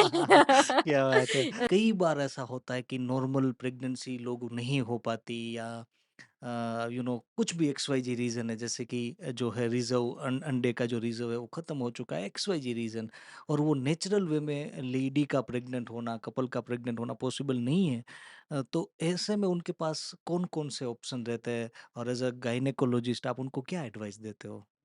देखो केविन भाई, जब पेशेंट हमारे पास आते हैं और सभी चीज़ें नॉर्मल होती है, हुँ, तो जो डॉक्टर होते हैं उनको स्टिम्युलेटिंग प्रोसेस स्टार्ट करते हैं, जो फॉलिकल को स्टिम्युलेट करने के लिए कुछ दवाइयाँ आती है। आजकल मार्केट में बहुत सारी चीज़ें, टेक्नोलॉजी बहुत ही आगे बढ़ गई है। जी, जी। कुछ इंजेक्शंस आते हैं, वो देते हैं। फिर भी अगर ऐसा हो कि कपल में सब नॉर्मल जा रहा है, इनफर्टिलिटी का इश्यू तो भी हमने बोला कि अनएक्सप्लेन इनफर्टिलिटी है। कुछ डाइटरी चेंजेस करने को बोलते हैं, लाइफ़स्टाइल चेंजेस करने को बोलते हैं, दवाई देते हैं, फिर भी कंसीव नहीं होता। अगर किसी फीमेल का ओवेरियन रिज़र्व है, वो बहुत ही पुअर है। अगर किसी मेल में सीमेन में जो स्पर्म काउंट होते हैं, वो कम है, या उसकी मोटिलिटी कम है, या उसकी मॉर्फोलॉजी है, वो अच्छी नहीं है, या जो हम बोलते हैं कि नॉर्मल स्पर्म नहीं है, तो हुँ, आजकल बहुत सारी ट्रीटमेंट्स अवेलेबल है, जिनमें मेन है IVF and IUI. IUI. Yes, IUI, intra uterine insemination. Hmm, उनमें क्या करते हैं डॉक्टर्स कि जो फीमेल होती है उनको लेटा देते हैं, उनके जो ओव्यूलेशन पीरियड में उनको बुलाते हैं, और जो मेल पार्टनर होता है उनका स्पर्म लेते हैं, फिर उनको लैब में कुछ ऐसे मीडिया डाल के स्पर्म वॉश करते हैं, और जो अच्छा स्पर्म होता है वो एक नली में लेके जो फीमेल होती है उनके यूट्रस में इम्प्लांट कर देते हैं। जो स्पर्म लिया होता है ना, उनको इम्प्लांट कर देते हैं। बहुत ही नॉर्मल प्रोसीजर है, बहुत देर तक रुकने की भी ज़रूरत नहीं है, उसमें एनेस्थेसिया देने की भी ज़रूरत नहीं होती है। तो आईयूआई है, वो आईवीएफ के पहले आता है। तो हम कई सारे पेशेंट को आईयूआई भी सजेस्ट करते हैं। अगर आईयूआई फेल हो गया, तो फिर हम आईवीएफ की तरफ जाते हैं। वो क्या होता है आईवीएफ? देखो, 2 चीज़ें होती हैं। आईवीएफ मतलब कि इन विट्रो फर्टिलाइज़ेशन, जो बॉडी के बाहर होता है उनको हम इन विट्रो कहते हैं, और जो बॉडी के अंदर होता है, उनको हम इन विवो कहते हैं। ओह! तो इन विट्रो फर्टिलाइजेशन में डॉक्टर्स क्या करते हैं, आजकल तो एक अलग ही डिपार्टमेंट खुल गया है, रिप्रोडक्टिव मेडिसिन एक्सपर्ट, जो सभी कपल्स को बच्चे देने का ही काम करते हैं, ठीक है? तो जो एम्ब्रियोलॉजिस्ट होता है, स्पेशली बच्चे बनाते हैं, वो क्या करते हैं कि लैब में बच्चा प्रिपेयर करते हैं। मतलब कि फीमेल होते हैं, उनको कुछ ऐसे इंजेक्शंस देते हैं जिनकी वजह से उनका फॉलिकल है, वो स्टिम्युलेशन अच्छा हो और अच्छा अंडा बने। फिर क्या करते हैं, वो पिकअप करते हैं, वो फॉलिकल से उसको पिक करते हैं, और फिर लैब में एक मशीन होता है जिनको हम इक्सी कहते हैं। तो उन पे ट्रे में ओवम और जो मेल का स्पर्म होता है, सीमेन में से अच्छा स्पर्म लेके उनका मिलन करवाते हैं, फर्टिलाइजेशन करवाते हैं, लैब में एक ट्रे में करते हैं, छोटी वाली ट्रे ओह! होते हैं, और फिर जो फर्टिलाइजेशन होता है वहाँ पे, उनको हम इन विट्रो फर्टिलाइजेशन कहते टेस्ट हैं, ट्यूब बेबी टेस्ट वाला। Tube baby. ओह! और जो वो फर्टिलाइज़ हुआ हुआ जो बनता है एम्ब्रियो, फिर उनको हम, जो फीमेल होती है, उनके बॉडी में, उनके यूट्रस में हम ट्रांसफ़र करते हैं, जिनको एम्ब्रियो ट्रांसफ़र कहते हैं। तो ये एक अच्छी प्रोसेस है। मेरी नज़रिए से देखो तो ये इन विट्रो फर्टिलाइज़ेशन है ना, वो कई लोगों के लिए एक वरदान है। कई बार ऐसा होता है कि मेल का स्पर्म काउंट अच्छा नहीं है, और नेचुरल प्रेगनेंसी होना या आईयूआई से होना पॉसिबल नहीं है। तो वो हुँ, आईवीएफ से वो कपल है, वो पेरेंट्स बन सकते हैं, वो फीमेल है, वो मातृत्व धारण कर सकती है।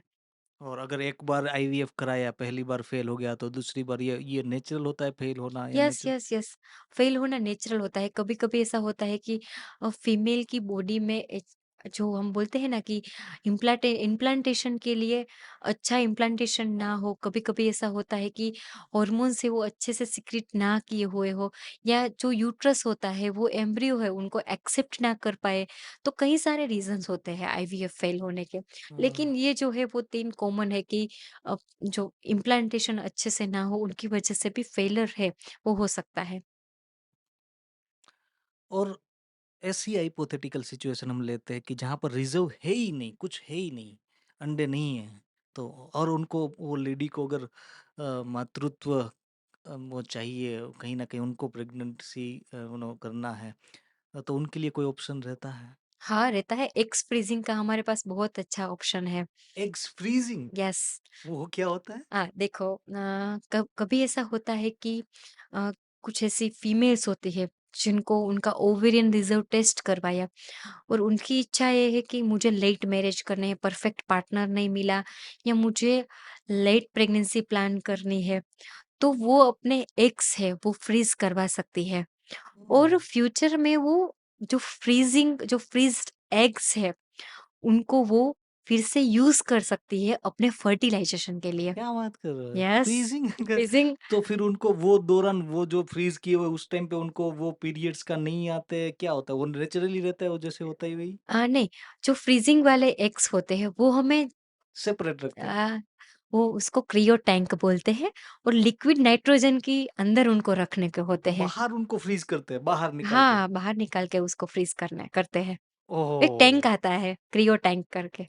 हाँ, और फिर जब उनको प्रेग्नेंसी के लिए वो हाँ, प्लान कर रहे तभी फिर से उनको ट्रांसफ़र करेंगे। हाँ, कितना साइंस ने प्रगति हाँ, कर ली है। ये प्रैक्टिकल होता है? आपने देखा है ऐसा होते हैं ऐसा हाँ, नेचुरल उसमें रिज़ल्ट होता मिलता है, है? मिलता है। अरे सेलेब्स में तो आजकल सरोगेसी भी बहुत देख रही है। Let's not discuss about the hmm. Surrogacy but eggs freezing लोग करते हैं। हुँ। फ्यूचर के लिए भी करते हैं, हो सकता है कि अपने बच्चों के लिए भी कुछ लोग करते हैं। ओह! तो दिस इज़ अ कॉमन हाँ। और मानिए कि फ्रीज़िंग नहीं कराया और ख़त्म हो गया, रिज़र्व ख़त्म है, फिर उनके लिए कोई ऑप्शन बचेगा? डोनर।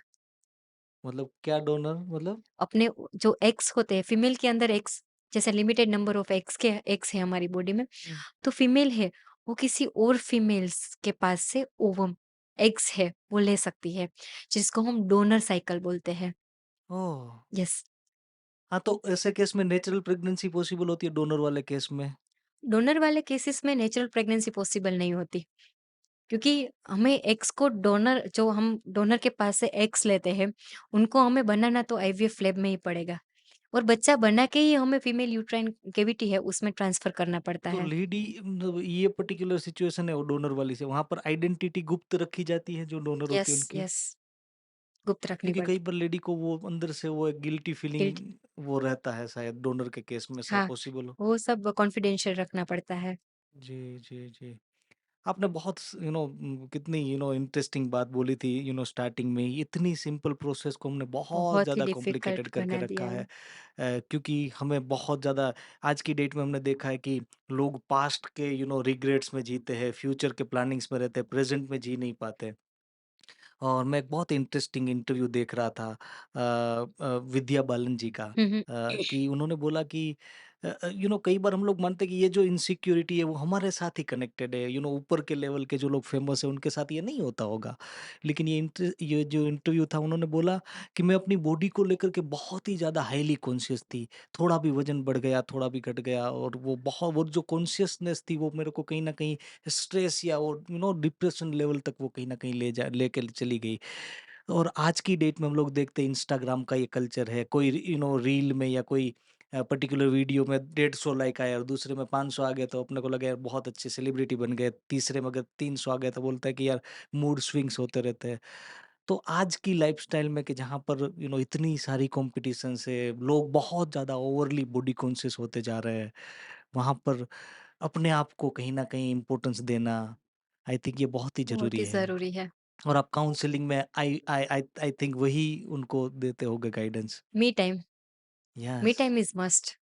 हुँ। देखो सबकी लाइफ में कुछ ना कुछ तो चलता ही रहता है। कई बार ऐसा होता है कि हम हमारी पास्ट की ऐसी गलतियों को लेके बहुत ही ज़्यादा स्ट्रेस हो जाते हैं। हाँ। अरे! कई सारे पेशेंट तो ऐसे आते हैं कि मैम मैं मुझे बच्चा नहीं ठहर रहा है।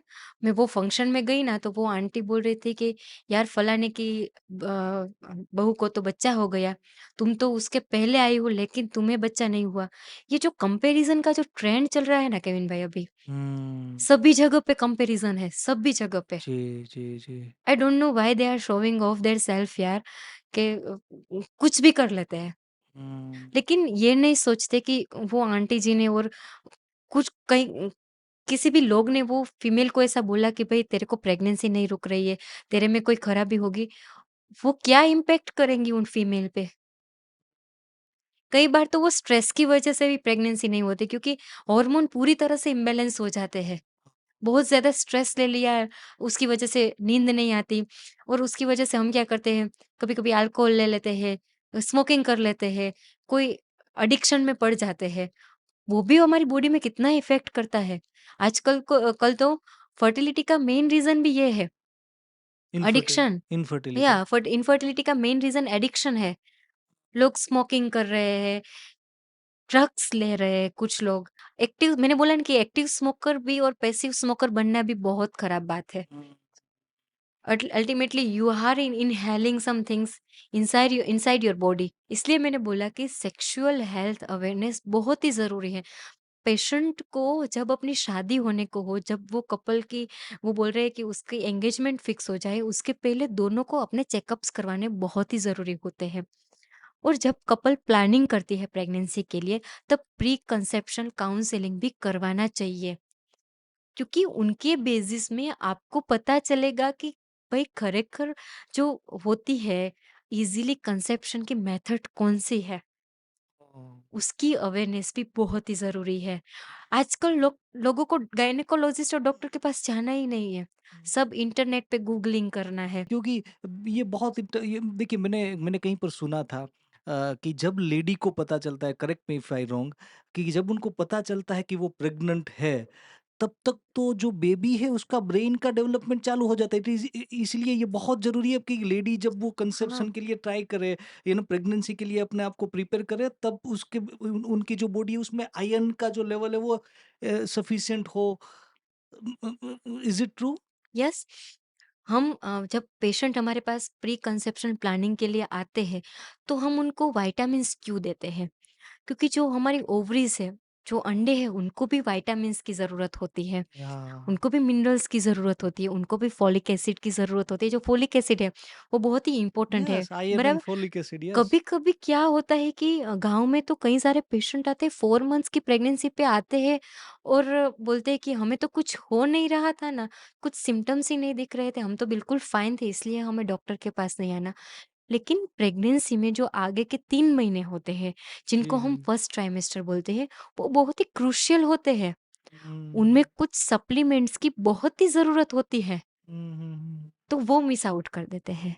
जी, जब आप प्रेग्नेंट हो तो आपको रेगुलर अपने डॉक्टर की विजिट करनी बहुत ही ज़रूरी होती है, जी, जी। ठीक है? वो मिस आउट कर देते हैं। क्योंकि हुँ। जब brain of whole pregnancy already बन चुका होता है, जब आप चौथे महीने पे प्रेगनेंसी में आपके स्ट्रक्चर तो डॉक्टर बेबी पे का बन चुका बन है, अभी चुका केवल होता है, उनको भरना ही है, लेकिन भरना वो ही है। स्ट्रक्चर में अगर कोई प्रॉब्लम रह गया तो लाइफ लॉन्ग वो रहता है यस, उनको फिर वो उनको वो सफ़र फीमेल को सफ़र करना पड़ता है, और बेबी को भी। बेबी को भी। कभी-कभी ऐसा होता है कि एनोमली होती है, 4 महीने में आपको पता चलेगा, क्या कर सकते हो आप? हुँ, आपने जो main sonography, first sonography miss कर दी, तो फिर हुँ। आगे की ट्रीटमेंट है, वो आप आगे का जो प्रिकॉशंस लेने हैं आपको, वो आपको कैसे पता चलेगा? बहुत इम्पोर्टेंट ये कुछ चीज़ें ऐसी होती है ना कि जनरली नॉर्मली डिस्कशन में कई बार लोग क्या होते हैं कि इनको मिस डिस्कस करना या बोलते हैं कि इनको क्या ये तो सब पता ही है, पता सबको ही है लगता है ये हमें। सब हमें तो सब सभी लोग एमबीए है, मने बधु आवड़े, मुझे सब कुछ पता ही वाले ही हाँ, रहते हैं। दादी-नानी के नुस्खे भी बहुत चलते हैं आजकल। वो व्हाट्सएप यूनिवर्सिटी बहुत चलती है बहुत उसमें चलती कुछ है। अरे मैं मेरे पेशेंट को बोलती हूँ कि अगर आप अपने गायनेकोलॉजिस्ट को चूज़ करते हो, तो आप उन पे ट्रस्ट करो। ये उनको ये बोला, वो हमारे बाजू वाले ने ये बोला, मेरी फ्रेंड ने ये बोला। मेरी फ्रेंड उन डॉक्टर को दिखा रही है, मेरी फ्रेंड ये सप्लीमेंट ले रही है, तो मुझे भी लेने चाहिए। आपके गायनेकोलॉजिस्ट अगर आप चूज़ करते हैं, उन पर आपको ट्रस्ट रखना होगा। फिर इसने ये बोल दिया, उसने ये बोल दिया, ऐसा नहीं चलता। हुँ। कई बार जो लेडी होती है उनकी सास या उनके आसपास वाले लोग उनको बोलते हैं कि आप गुड़ वाला खाइए या मिठाई जैसे पर्टिकुलर कोई स्पेसिफिक अलग-अलग रीजन में अलग-अलग लड्डू। मिठाई होते हैं, लड्डू होते हैं। तो कई बार लेडी डायबिटिक भी होती है और उनको खिलाते रहते हैं। ऐसे ऐसे भी केसेस कई बार देखा गया है, तो उनको बहुत ज़्यादा नेगेटिवली भी हर्ट हर्ट करता है आई थिंक। Yes, yes. हम लोग क्या करते हैं, हमारी दादियाँ जो नानियाँ होती है, वो बोलती है कि चलो ये गुड़ वाला लड्डू खा लो, ये खा लो, वो खा लो। तो बॉडी को सिर्फ शुगर की ज़रूरत नहीं होती, बॉडी को हुँ, प्रोटीन, कार्ब्स, फाइबर्स, विटामिन सब की ज़रूरत होती है। जी। अगर कोई पेशेंट डायबिटिक है, हुँ, तो अगर वो कंटिन्यूअसली ये सब ले रहा है, तो हो सकता है कि उनकी वजह से फीडिंग पर भी इफ़ेक्ट कर सकता हो। सबसे हुँ। पहले जो प्रेगनेंसी में डायबिटीज़ आता है, आजकल तो लोग डॉक्टर के पास जाते हैं, तो सब रिपोर्ट्स गायनेकोलॉजिस्ट जी, जी, करवा ही कराते लेते ही हैं। हैं, तो पता ही चल जाता है। तो कई बार क्या होता है कि जब पेशेंट डायबिटिक होता है, प्रेग्नेंट पेशेंट हुँ, और हुँ। उसका नॉर्मल डिलीवरी या सिज़ेरियन जो भी होता है, तो जो नॉर्मल बच्चे का वेट होता है, उससे जो डायबिटिक वाले पेशेंट होते हैं, जिसको हम जेस्टेशनल डायबिटीज़ बोलते हैं, हुँ। उनमें पेशेंट का जो बच्चा होता है, उनका वेट थोड़ा ज़्यादा आता है, ठीक है? यानी कि मदर अगर डायबिटिक है डायबिटिक तो है, उनका हाँ, वेट बच्चे का वेट थोड़ा ज़्यादा आता हुँ, है। हुँ। तो हम फीमेल को कंटिन्यूअसली मॉनिटरिंग पर रखते हैं कि शुगर मेंटेन हो रहा है या नहीं हो रहा है। लेकिन आप लड्डू के ऊपर फ़ोकस कम करके जो हेल्दी चीज़ें हैं, कुछ ग्रीन लीफ़ी वेजिटेबल्स है, बीन्स है, जैसे कि ड्राई फ्रूट्स है, वो भी हमें टाइम टू टाइम हमारी डाइट में इन्वॉल्व कर लेने चाहिए। हुँ, हम लोग physical activity why we are gaining weight after hmm. Delivery, हम देख रहे हैं कि इंडिया में जो फीमेल्स है they are gaining weight yes, after yes, yes. Delivery और C section, hmm, why? Because of lack of physical activity. Normal delivery के 7 से 8 दिन बाद या 2 हफ्ते के बाद आप सभी जो काम होती है, सभी एक्सरसाइज कर सकती है। और सी सेक्शन के 6 हफ्ते के बाद आप नॉर्मल भी सभी एक्सरसाइज कर सकती है। और 20 से 22 दिन के बाद आप सब अपना सभी वर्क कर सकती है। और हम क्या कर रहे हैं? लेटे रहते हैं, बैठे रहते हैं, कुछ फिजिकल एक्सर्शन नहीं करते रहते हैं, हुँ, जिसकी वजह से वी आर गेनिंग। मैंने एक आलिया भट्ट की एक पोस्ट देखी थी। जब उसकी डिलीवरी हुई, उसका हुँ। जब बच्ची हुई उनको, तब उनको उसने कई दिन बाद, कुछ दिन बाद उसने ऐसी पोस्ट डाली थी जिसमें वो एक्सरसाइजेस कर रही होती है। हाँ, तो फिर जब मैं कमेंट सेक्शन में गई, तो कुछ नेगेटिव कमेंट्स थे कि भाई अभी तो आपकी डिलीवरी या व्हाटएवर जो भी हुई है, तो आपको ये नहीं करना चाहिए, आपको घर पे रहना चाहिए, आपको रेस्ट करना रेस्ट चाहिए। करना चाहिए। हमें पता है कि Alia Bhatt was connected with very good gynaecologist, hmm. And वो उनकी एडवाइस के अकॉर्डिंग ही कर रही है सब। तो हमारे यहाँ तो उल्टी ही चल रही है सब। एडवाइज़र तो कहीं पर भी मिल जाते कहीं हैं। पर भी मुफ्त में मिल जाते हैं। हाँ। तो जब हमारी डिलीवरी होती है, सी सेक्शन होता है, तो हमें बैक टू ओरिजिन या हमारी फिजिकल एक्सर्शन है, फिजिकल एक्टिविटी है, वो हमें चालू कर देनी है। हुँ, नॉर्मल डिलीवरी के कितने दिन बाद और नॉर्मल सी सेक्शन? डिलीवरी के हफ्ते या 2 हफ्ते के बाद आप चालू कर सकते हैं। हुँ, देखो सी सेक्शन में क्या करते हैं जो गायनेकोलॉजिस्ट होते हैं, सी सेक्शन में यूट्रस के अंदर तक इंसिजन आता है। तो जो हुँ। टाँके लगते हैं, स्टिचेस लगते हैं, वो डेफ़िनेटली यूट्रस के अंदर तक रहते हैं।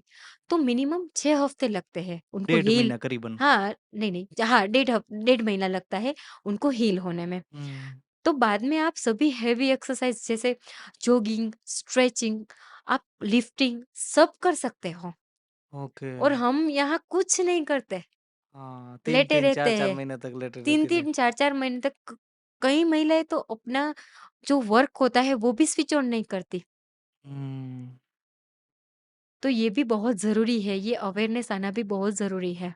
तो ये 3 चीज़ें यहाँ पर आपने हम लोगों ने इम्पोर्टेंट डिस्कशन किया कि सबसे पहले प्री प्रेगनेंसी की प्रेगनेंसी अगर जो जो प्लान कर रहे हैं उनके लिए उनकी लेडी की बॉडी में राइट न्यूट्रिशन का होना, बहुत उसके ज़रूरी। बाद ड्यूरिंग प्रेगनेंसी और पोस्ट प्रेगनेंसी यस, ये तीनों फेज़ इतने इम्पोर्टेंट हैं।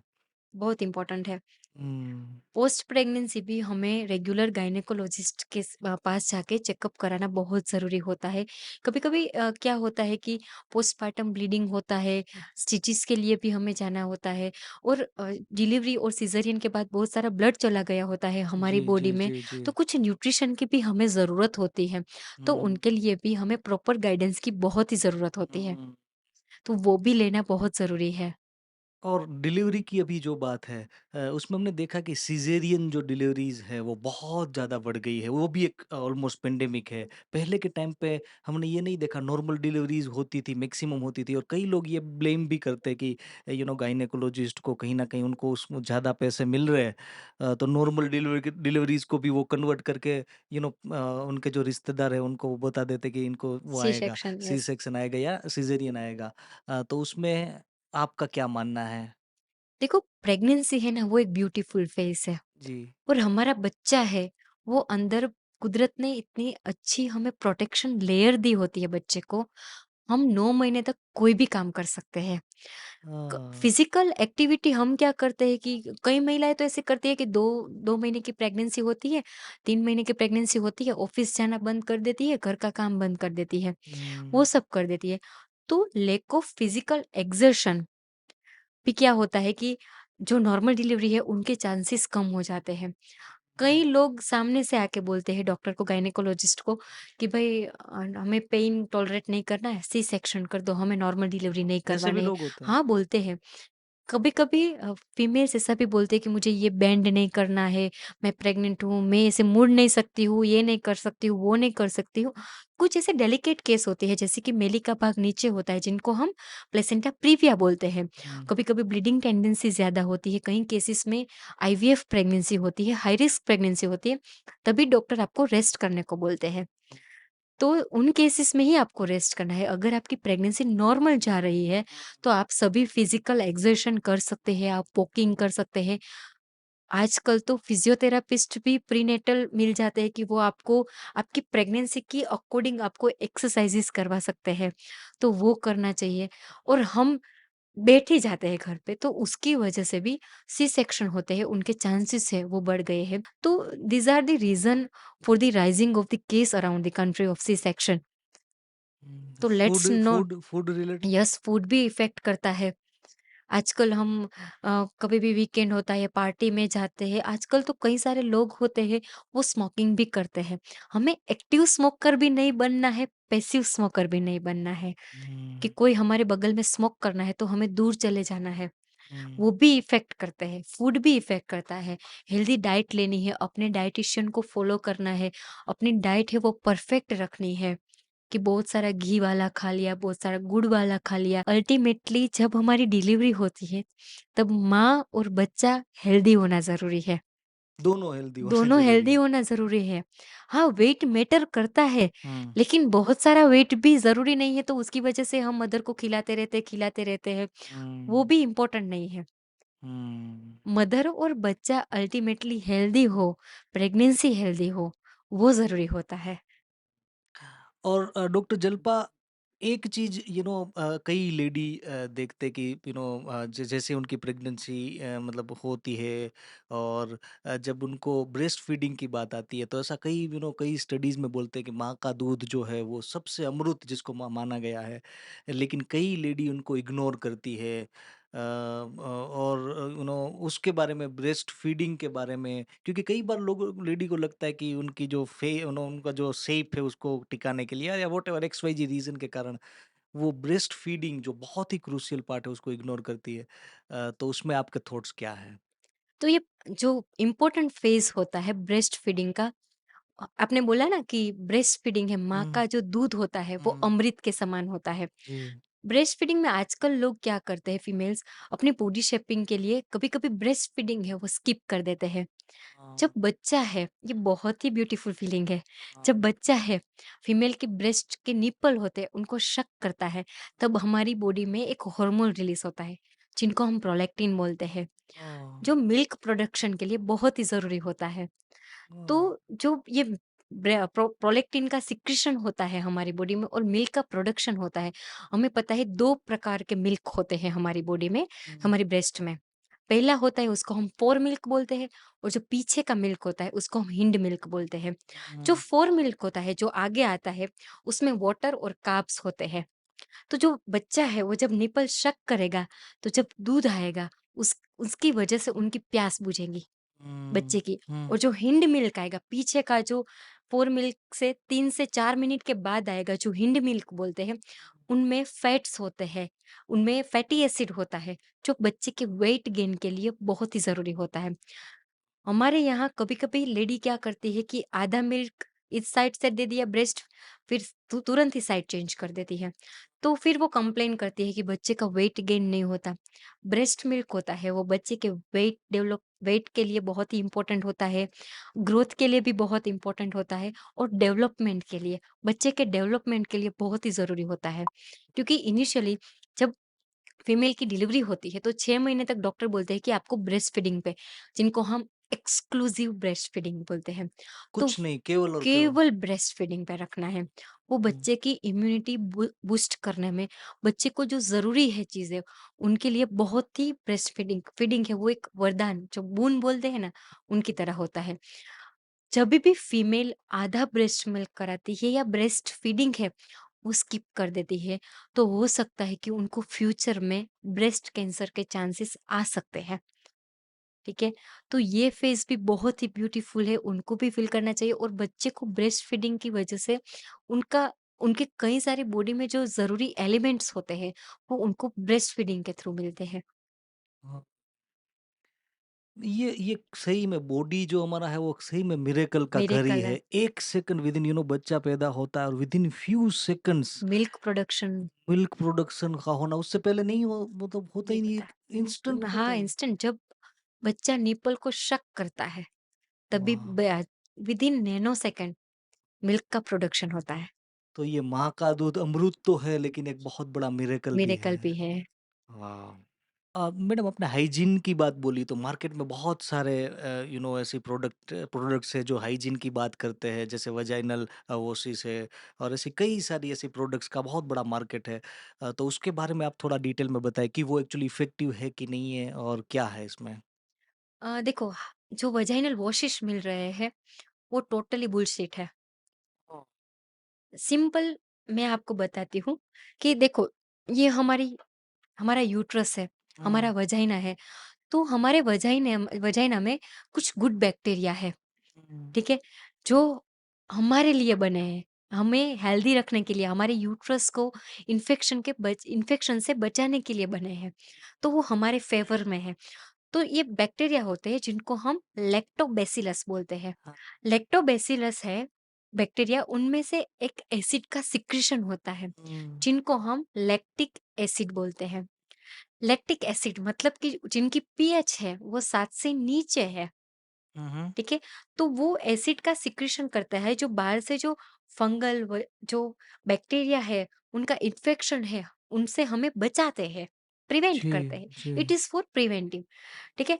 अगर हमने कोई वजाइनल वॉशिश ले लिया या कोई भी चीज़ें मार्केट में मिल रही है, वो वॉश के लिए हमने यूज़ कर लिया, डेटॉल हो, सेवलॉन हो या वजाइनल वॉशिश हो, तो उनके उनसे हम अगर हमारा वजाइना वॉश करेंगे, तो जो acidic pH already lactic acid ने बना के रखी है, वो बेसिक हो जाएँगी, हुँ, अल्कलाइन हो जाएगी। अल्कलाइन हो जाएँगी। हुँ, तो हमारा वजाइना है, वो more prone to get some infection, तो इन्फेक्शन जल्दी लग सकता है।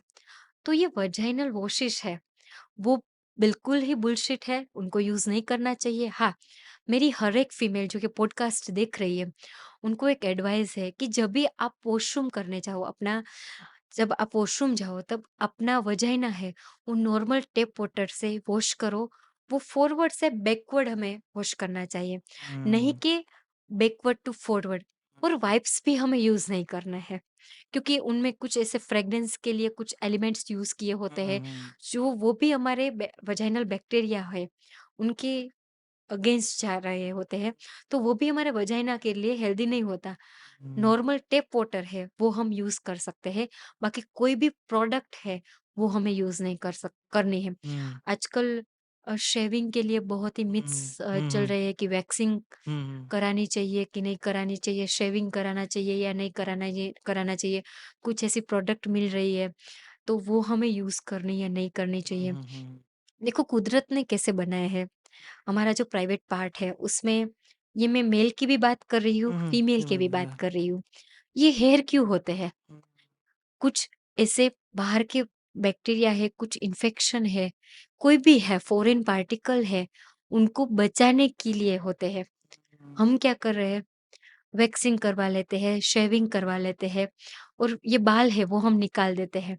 हुँ, तो जिनकी वजह से हमारे बॉडी में जो प्राइवेट पार्ट है, उन पे इन्फेक्शन है, वो जल्दी लग सकता है। जी, आप जी। ट्रिमिंग कर सकते हो, हुँ, लेकिन वैक्सिंग वहाँ ईज़िली आपको कुछ बॉयल हो गया, कुछ हर्पिस हो गया या कोई रिंगवर्म इन्फेक्शन हो गया तो आप क्या करोगे? हुँ, हुँ, ठीक है? तो ये कोई भी वाहियात जो चीज़ें हैं वो आपको यूज़ नहीं करनी है, आप हुँ, ट्रिमिंग हुँ, करो। हुँ, हेल्थ व हाइजीन मेंटेन करना बहुत ही ज़रूरी है, लेकिन मार्केट के प्रोडक्ट से नहीं। कोई ऑफ़िस में कोई फीमेल काम कर रही है, 6 घंटे तक पैड रखती है। हाँ, ब्लड क्या है, जो ब्लड है ना उनमें से इन्फेक्शन बहुत ही ज़्यादा फैलता है। हुँ, 3 से विदिन 2 से 3 घंटे या 3 से 4 घंटे में आप अपना कपड़ा यूज़ कर रही हो, तो कपड़ा धो के गर्म पानी में भिगो के फिर धूप में सुखा दो। और जब आप नेक्स्ट टाइम वो कपड़ा यूज़ करती हो, तो पहले गर्म पानी में भिगो के आधा घंटा, फिर धूप में सुखा के फिर यूज़ करना है आपको। अगर आप पैड यूज़ करते हो तो उसको पैकेट अ, पेपर में रैप करके कहीं डस्टबिन में आप डाल रही हो तो डस्टबिन में डालो या कहीं पे भी आप हुँ, खड्डा खोद के उसमें आप डाल दो। हुँ, ऐसे आप यूज़ करो। हुँ, हम हुँ, कहीं भी फेंक देते हैं, हुँ, हुँ, तो वहाँ तो इन्फेक्शन फैलता ही है। हुँ, हुँ, और वो 3 से 4 घंटे के सिवाय हमने 6 घंटे वो पेट रखा, तो हमारे वजाइना में भी इन्फेक्शन होता है। The main cause of the cervical cancer is vaginal infection. तो वो हुँ, भी हमें उसकी अवेयरनेस होना भी बहुत ज़रूरी है। अगर आप अंडरगारमेंट्स पहन रहे हो, तो वो आपको कॉटन के पहनने चाहिए, बहुत टाइट नहीं पहनने चाहिए, लूज़ पहनने चाहिए। अगर फ़ेवरेबल कंडीशन हो तो आप दिन में 2 बार अपने अंडरगारमेंट्स चेंज कर सकते हो। हुँ। ये छोटी-छोटी लेकिन कितनी क्रूशियल बातें हैं। हाँ, ये हमें कोई नहीं सिखाता, कोई पूछता भी नहीं है। गायनेकोलॉजिस्ट से बात करनी चाहिए, वो भी बात नहीं करते हैं। और मैडम ये जो सेक्सुअली ट्रांसमिटेड डिसीज़ेज़ जो है, एसटीडीज़ जो है, वो आज की डेट में बहुत ज़्यादा कॉमन है और जो जो मेल जो होते हैं, वो थोड़ा उसमें खुल के बात करते हैं, लेकिन लेडी कई बार उसको दबा करके रखती है या उनको कई बार शर्म आती है कि यार ये जो मुद्दे हैं, उसके ऊपर क्यों बात करना या डॉक्टर के पास जाने में बहुत ज़्यादा लेट कर देती है। तो ये एसटीडीज़ है जिसको गुप्त रोग भी बोलते हैं, उसके बारे में आपके क्या थॉट्स हैं और उसमें क्या लेडी को क्या करना चाहिए, किस तरीके से उसको प्रिवेंट कर सकते हैं? देखो सेक्सुअल ट्रांसमिटेड डिसीज़ जिनको हम एसटीडी बोलते हैं, ये कॉन्ट्रासेप्शन मेथड क्यों आया? Hmm, to prevent sexual transmitted disease. Hmm, condoms है, कॉन्डम्स क्या कर सकते हैं? कॉन्डम्स है, वो फैमिली प्लान मतलब कि कॉन्ट्रासेप्शंस का काम तो करेंगे ही करेंगे। लेकिन जो सेक्सुअल ट्रांसमिटेड डिजीज़ है, हमने बोला कि मल्टीपल सेक्सुअल रिलेशन की वजह से ये सब होता है, सेक्सुअल ट्रांसमिटेड डिजीज़ होता है, जैसे हुँ, गोनोरिया है, क्लमाइडिया है, ये सब सेक्सुअल ट्रांसमिटेड डिजीज़ है। अगर फीमेल को होते हैं, तो सबसे पहले जब भी मैंने बोला कि lack of sexual health awareness है, तो जभी भी फीमेल अपनी अर्ली 70s और 17 और 18 ईयर की जब हो और जब उनको लगे कि मुझे सेक्सुअली एक्टिव होना है अभी, हुँ, मैंने बोला कि डॉक्टर आपको कभी भी जज नहीं करेंगे। अगर आप डॉक्टर के पास जाके ये क्वेश्चन पूछोगे, तो डॉक्टर आपको उसमें ये भी आपको समझाएँगे ही कि आपको प्रोटेक्शन कैसे यूज़ करना है और प्रोटेक्शन के क्या फ़ायदे हैं। तो सेक्सुअल ट्रांसमिटेड डिज़ीज़ है, उनके बचने के लिए मेन जो हमारा काम आता है, वो है कंडोम। हुँ, कंडोम हुँ, से हम सेक्सुअल ट्रांसमिटेड डिजीज़ से बच सकते हैं। हुँ, हुँ, लेकिन कभी भी हमें कुछ ऐसा लगे कि ये बिल्कुल परफेक्टली नहीं जा रहा है या कुछ गड़बड़ है मेरी बॉडी में, तो हमें खुल के अपने डॉक्टर के साथ बात करनी है। हुँ, सेक्सुअल ट्रांसमिटेड डिजीज़ कोई कलंक नहीं है, एक हुँ, डिजीज़ है। जैसे सब डिजीज़ होते हैं, वैसे ही सेक्सुअल ट्रांसमिटेड डिजीज़ है। तो खुल के अपने डॉक्टर के साथ बात करनी है। हो सके तो जब भी हम सेक्सुअल इंटरकोर्स करें, तो हम जो कॉन्ट्रासेप्शंस मेथड है, कॉन्ट्रासेप्टिव मेथड है, उसमें हम कॉन्डोम्स का यूज़ करें। हुँ। मुझे लगता है ये बहुत ही हाई टाइम है कि जहाँ पर हम ये मुद्दों के ऊपर खुल के बात करें एज अ लेडी या एज अ मेल, और इसमें प्रॉपर जस्टिस मिले, क्योंकि कई बार इसका निग्लिजेंस की वजह से इसका जो परिणाम होता है और ज़्यादा थोड़ा वर्सन हो जाता है। और ये बहुत इम्पोर्टेंट पॉइंट्स है, इम्पोर्टेंट मुद्दे हैं। और आपको क्या लगता है मैडम, ऐसा ऐसे कोई इंसिडेंट्स कि जहाँ पर आपको लगा हो कि यार ये तो हमें नहीं सिखाया जाता, या इसके बारे में तो खुल के बात नहीं की जाती, या और अवेयरनेस इसमें ज़्यादा लोगों को होनी चाहिए, आपको लगता है कोई ऐसा पॉइंट? मैं जब मेरी प्रैक्टिस मैंने स्टार्ट की थी, तब मेरे पास एक पेशेंट आया था, हाँ। और कपल थे वो, दोनों बहुत ही खुश थे अपनी लाइफ में। लेकिन फीमेल की कंप्लेन थी कि उनको सेक्सुअल, फीमेल की कंप्लेन तो नहीं बोल सकते, हाँ। कंप्लेन तो मेल को थी, लेकिन फीमेल खुद बोल रही थी कि मैम मुझे लैक ऑफ सेक्सुअल डिज़ायर है। कभी-कभी मेरी पार्टनर को सेक्सुअल इंटरकोर्स, सेक्सुअल एक्टिविटी की इच्छा होती है, लेकिन मुझे नहीं होती। हुँ, हुँ, हुँ। तो फीमेल अपने आप को थोड़ा लो फ़ील करने लगती है। देखो, हमारी सबकी लाइफ में कभी भी ऐसे फ़ेजेज़ आते हैं, जैसे मेनोपॉज़ में हार्मोन की इम्बैलेंस, क्या जो बोलते हैं कि हार्मोन का एब्सेंस होता है, उनकी वजह से हमारा वजाइना है वो ड्राई रहने लगता है। तो लॉस ऑफ लुब्रिकेंसी की वजह से कभी-कभी सेक्सुअल डिज़ायर नहीं होती। तो उनमें क्या अवेयरनेस की ज़रूरत है कि दोनों क देखो, प्रेगनेंसी की जब हम बात कर रहे थे, तो प्रेगनेंसी कब होती है? Pregnancy happens by choice, not by chance. तो वैसे ही सेक्सुअल इंटरकोर्स है, उनमें दोनों का 100% होना बहुत ही ज़रूरी होता है। हुँ, ऐसे आके इंटरकोर्स कर लिया, ऐसा नहीं होता। तो जब फीमेल पार्टनर को कुछ रीज़न्स होते हैं कि वहाँ पे कोई ऐसे स्ट्रेस की वजह से या कोई ऐसा बर्डन होता है, कुछ भी कहीं भी कितने सारे कॉजेज़ होते हैं। कभी कभी अगर ऐसा होता है कि इन्फेक्शन लग गया होता है, तो फीमेल को वहाँ बहुत सारा जलन होती है, खुजली होती है, तो फीमेल पार्टनर मना कर देती है इंटरकोर्स के लिए। तो मेल पार्टनर को समझना बहुत ही ज़रूरी है। हम sexual intercourse not happen between legs, it is happen in our mind, it is happen in our mental level. हमने क्या कंसिडर कर दिया है कि it is happening between legs. तो फीमेल की इच्छा हो, कभी कभी कई सारे ऐसे रीजंस होते हैं, कभी कभी पीरियड्स के बाद भी नॉर्मली ऐसी ड्राइनेस की वजह से सेक्सुअल इंटरकोर्स करना फीमेल के लिए पॉसिबल नहीं है। तो उनमें मेल पार्टनर को फीमेल पार्टनर को समझने की बहुत ही ज़रूरत होती है। मैडम, कॉन्ट्रासेप्टिव्स की बात निकली है तो कई लेडी को ये रहता है कि कॉन्ट्रासेप्टिव पिल्स आती है, वो लेना चाहिए या नहीं लेना चाहिए। कई लेडी को लगता है कि इससे बहुत ज़्यादा उसमें हार्मोनल इम्बैलेंस हो जाएगा, या ऐसे बहुत सारे चीज़ मन में रहता है। तो उसमें क्या रियलिटी है? देखो, ओरल कॉन्ट्रासेप्टिव पिल्स है, जिनके हम देखने जाए ना, तो उसके फेलियर रेट बहुत ही कम है। ऐसा हुँ। बोले तो 0.02% जितने फेलियर रेट है। हाँ, हाँ। तो ऐसा तो हम नहीं बोल सकते कि सभी जो कॉन्ट्रासेप्टिव मेथड है वो आइडियल है। हुँ, लेकिन ओरल कॉन्ट्रासेप्टिव पिल है, वो बहुत ही फ़ायदेमंद रहती है। और वो एक काइंड ऑफ हॉर्मोन्स ही है, जो हम हुँ, बाहर से, डॉक्टर बाहर से देते हैं, उसमें भी कई सारे आते हैं। हुँ, तो ओरल कॉन्ट्रासेप्टिव पिल्स को लेके कई सारे मिथ्स हैं हुँ, मार्केट में हुँ। कि भाई ये नहीं लेना चाहिए, इसकी वजह से मोटापा होता है, इसकी वजह से कैंसर कैंसर होता है। होता है, ऐसा कुछ भी नहीं होता। It is just for a contraceptive measure. तो किसी भी महिला, कोई भी महिला ये ले सकती है, ओके। लेकिन अपने गायनेकोलॉजिस्ट को कंसल्ट करने के बाद। जी, व्हाट्सएप यूनिवर्सिटी को मैं देख कर के देख या के कहीं पर नहीं, इंटरनेट पे सर्च सर्च करके कोई करके भी पिल मेडिकल नहीं ले। स्टोर पे जाकर नहीं, क्योंकि वो ओरल कॉन्ट्रासेप्टिव पिल्स में भी कई सारे पिल्स हैं, उसके भी कई सारे टाइप्स होते हैं। तो जी। डॉक्टर आपकी बॉडी, आपके रिपोर्ट्स और आपकी सोनोग्राफी के अकॉर्डिंग आपको, आपकी हिस्ट्री के अकॉर्डिंग आपको सजेस्ट करेंगे कि कौन-सी ओरल कॉन्ट्रासेप्टिव पिल्स आपको लेनी है और कौन-सी नहीं लेनी है। हुँ। कई बार लेडी को अवेयर नहीं होती, लेडी जैसे आप कई गांव में गए थे यस, और उनको पता नहीं है कि उनकी हेल्थ को वो किस तरीके से मैनेज कर सकते हैं, मेंटेन कर सकते हैं। और उसके कारण कई बार कुछ ऐसे कैंसर्स जैसे वो specific to lady body, women women specific कुछ कैंसर्स होते हैं। तो उसके बारे में आप थोड़ा बताइए ताकि हमारी जो ऑडियंस है वो ज़्यादा अवेयर बन पाए और उनको प्रिवेंट कर पाए आगे, उसको होने से बचा पाए।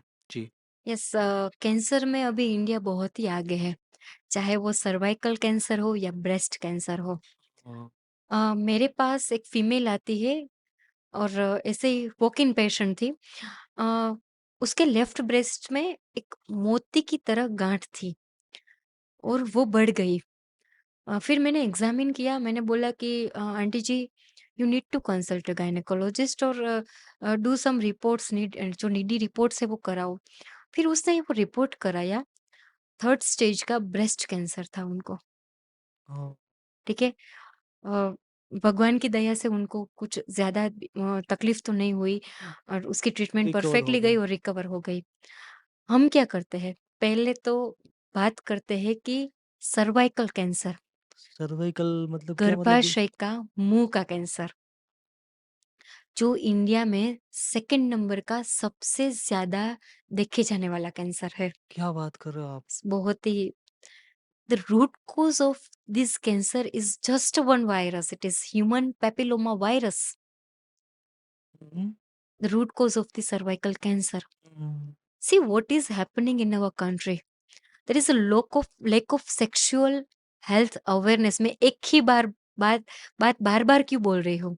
जी। Lack of sexual health awareness, lack of menstrual health hygiene awareness। 2 साल पहले मेरे पास एक 68 ईयर की फीमेल आती है।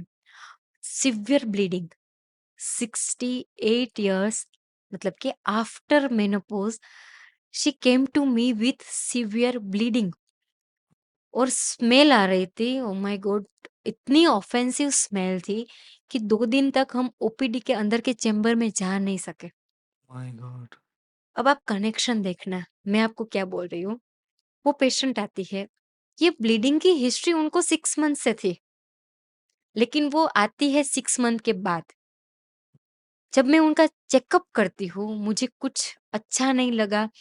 मुझे लगा कि she needs to diagnose something. फिर उनको भेजा, सब उनको आगे भेजा हायर सेंटर पे। फिर पता चलता है कि थर्ड स्टेज का सर्वाइकल कैंसर है। तो why we are not aware that kind of situation कि पोस्ट मेनोपॉज़ल ब्लीडिंग स्टार्ट हो जाती है, 6 महीने से चालू है और हम डॉक्टर के पास नहीं जा रहे हैं।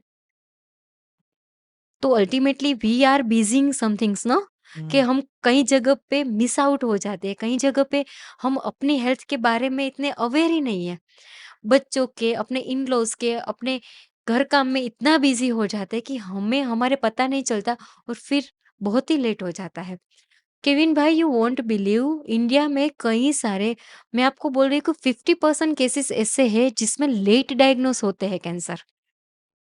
मैं बहुत ही कॉन्शियस हुई इस बात पे। हम लोगों ने एक कैंपेन चालू किया है, सर्वाइकल कैंसर हेल्थ के अगेंस्ट जो वैक्सीन आती है, cervical cancer vaccine, cervical cancer prevention की वैक्सीन के अवेयरनेस के लिए हमने कई सारे कैंपेन्स किए हैं।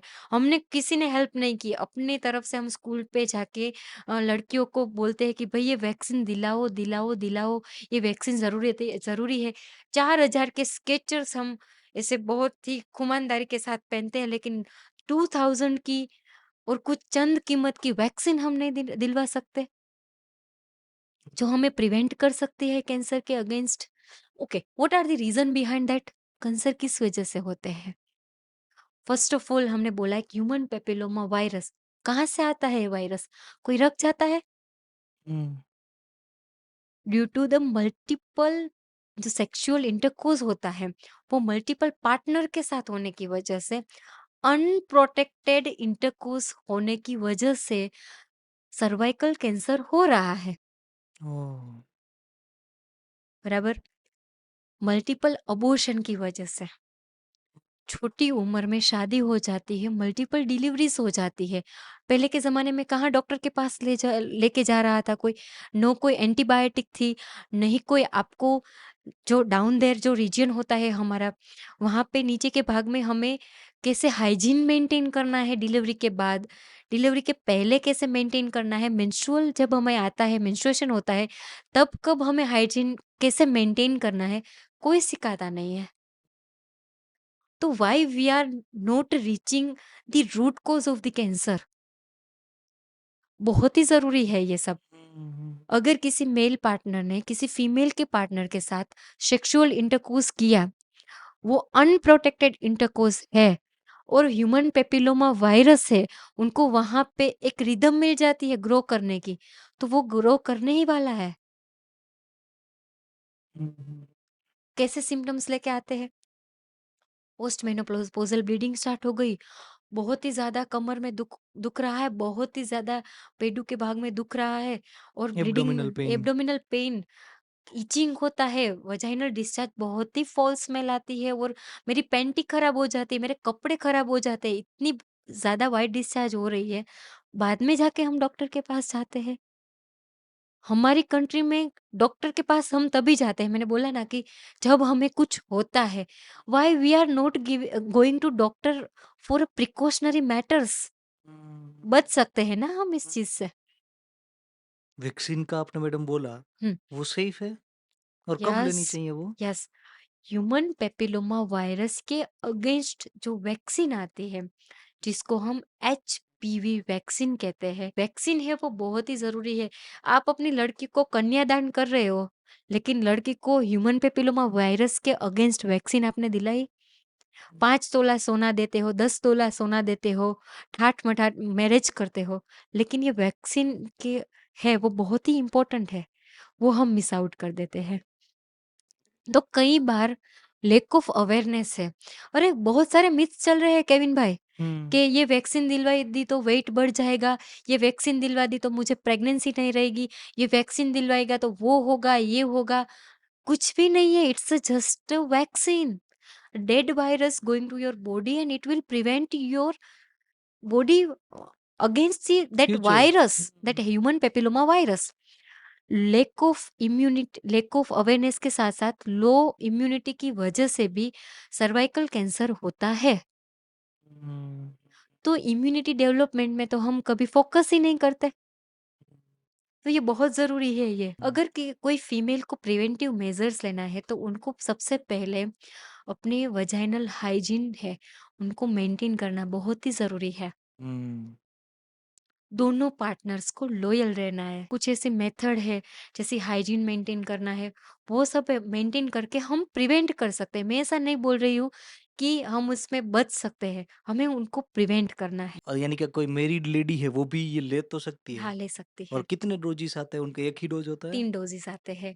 9 से 14 एज तक 2 हाँ। डोज़ आते हैं और 14 के प्लस की जो फीमेल्स है, उनमें 3 डोज़ आते हैं। और इंटरवल क्या रहता है 2 डोज़ के बीच में? 1, 2, 1 महीने अगर आपने आज ली वैक्सीन तो दूसरा डोज़ है बूस्टर, वो 2 महीने के बाद आएगा। फिर दूसरे डोज़ के बाद जो तीसरा बूस्टर आएगा, वो 3 महीने के बाद आएगा। मतलब ओके। टोटल 6 से 7 महीने के अंदर आपके टोटली 3 डोज़ है, वो आ जाएँगे।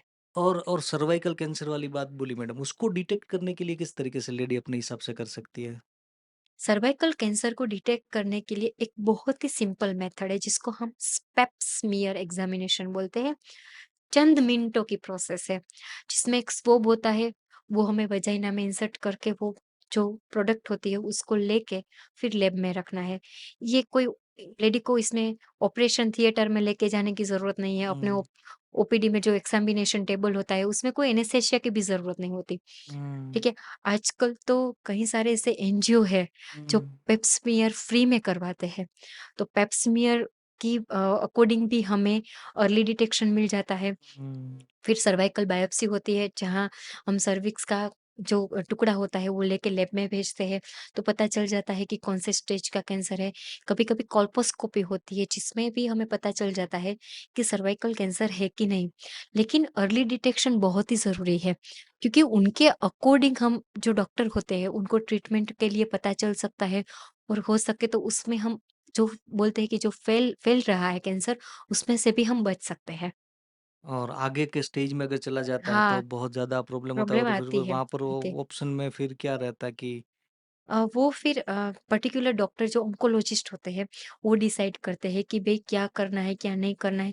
क्योंकि हमें प्रीडिस्पोज़िंग फैक्टर्स भी देखने हैं, डायबिटिक है या नहीं, हाइपरटेंसिव है कि या नहीं, या और हुँ, कोई उनको डिसीज़ेज़ है कि नहीं, वो भी हमें देखना हुँ। पड़ता है। और मैडम ब्रेस्ट कैंसर की आपने जैसे बात कही तो उसमें एक्चुअली वो किस तरीके से जो लेडी है वो डिटेक्ट प्राइमा फेसी उनको वो डिटेक्ट उसको कर सकती है और आगे उसके क्या ट्रीटमेंट वगैरह अवेलेबल होते हैं? देखो, ब्रेस्ट कैंसर क्यों होता है? कई हुँ, बार ऐसा होता है कि नानी, मामी, मासी को हिस्ट्री होती है ब्रेस्ट कैंसर की, तभी जी, भी आ सकता है।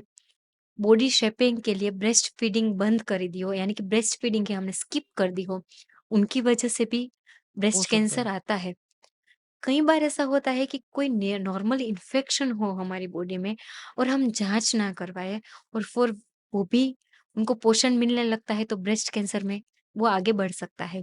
हुँ, तो ब्रेस्ट कैंसर वाले पेशेंट हमारे पास आते हैं। मेरी हर एक फीमेल को ये गुज़ारिश है, जो भी ये देख रहे हैं, एक सेल्फ ब्रेस्ट एग्ज़ामिनेशन करके एक पार्ट आता है। आपको क्या करना है, आपकी माहवारी जब आए, तो एक डे है वो फिक्स करना है महीने में। सपोज़ कि पीरियड का तीसरा, चौथा, 5वाँ या छठा दिन है। ये दिन मैं आपको क्यों बोल रही हूँ, क्योंकि इन दिनों में आपकी ब्रेस्ट है वो थोड़ी टेंडर बड़ी हो जाती है। हुँ, तो आपको क्या करना है, बाथरूम में चले जाना है या अपने रूम में चले जाना है, अपने बदन पे से कपड़े हटा देने हैं। देखना है कि हमारे दोनों ब्रेस्ट के साइज़ में कोई चेंजेस है, हमारी ब्रेस्ट में कोई डिस्चार्ज हो रहा है, कोई ऐसी फोल्डी होके रखी है या कोई ऐसे नॉर्मल इरप्शन जैसा हुआ है, क्या हमारी बॉडी में ब्रेस्ट में कोई गाँठ है? गाँठ कैसे पता चलेंगी? We have to use this surface of this. Hmm, अब अपने हैंड की जो ये पाम की सरफेस होती है, उनको यूज़ करके अपना हैंड है, वो पीछे जाना देना, ये हुँ, दूसरा बिल्कुल। वाला जो हाथ है, वो पीछे जाने जाके हुँ, फिर ये पाम वाली सरफेस है, वो हमें पूरे ब्रेस्ट में रब करनी है। और जहाँ भी हमें लगे कि यहाँ कुछ अच्छा नहीं है, मुझे कुछ हाथ में आ रहा है, तो तुरंत ही डॉक्टर के पास जाना है। जो ब्रेस्ट की गाँठ होती है, वो कितनी होती है? कभी-कभी मूँग के दाने की जैसी होती है और कभी-कभी जमरूख के साइज़ की भी होती है, ऑरेंज के साइज़ की भी होती है। कई बार ऐसा होता है कि पेशेंट है, वो हमारे पास आता है, एब्सेस लेके आता है, मतलब कि कोई गाँठ लेके आता है, और फिर रिपोर्ट करवाते हैं तो वो बहुत आगे बढ़ चुका होता है। तो हमें कब पता चलेगा कि हमें डॉक्टर के पास जाना है? पहले तो हम इन्वेस्टिगेशन में डॉक्टर्स क्या करते हैं, आपको पता है कि स्तन के लिए मेमोग्राफी होती है, सोनोमेमोग्राफी होती है, बायोप्सी होती है और पेट स्कैन, आजकल पेट स्कैन बहुत ही ट्रेंड में है।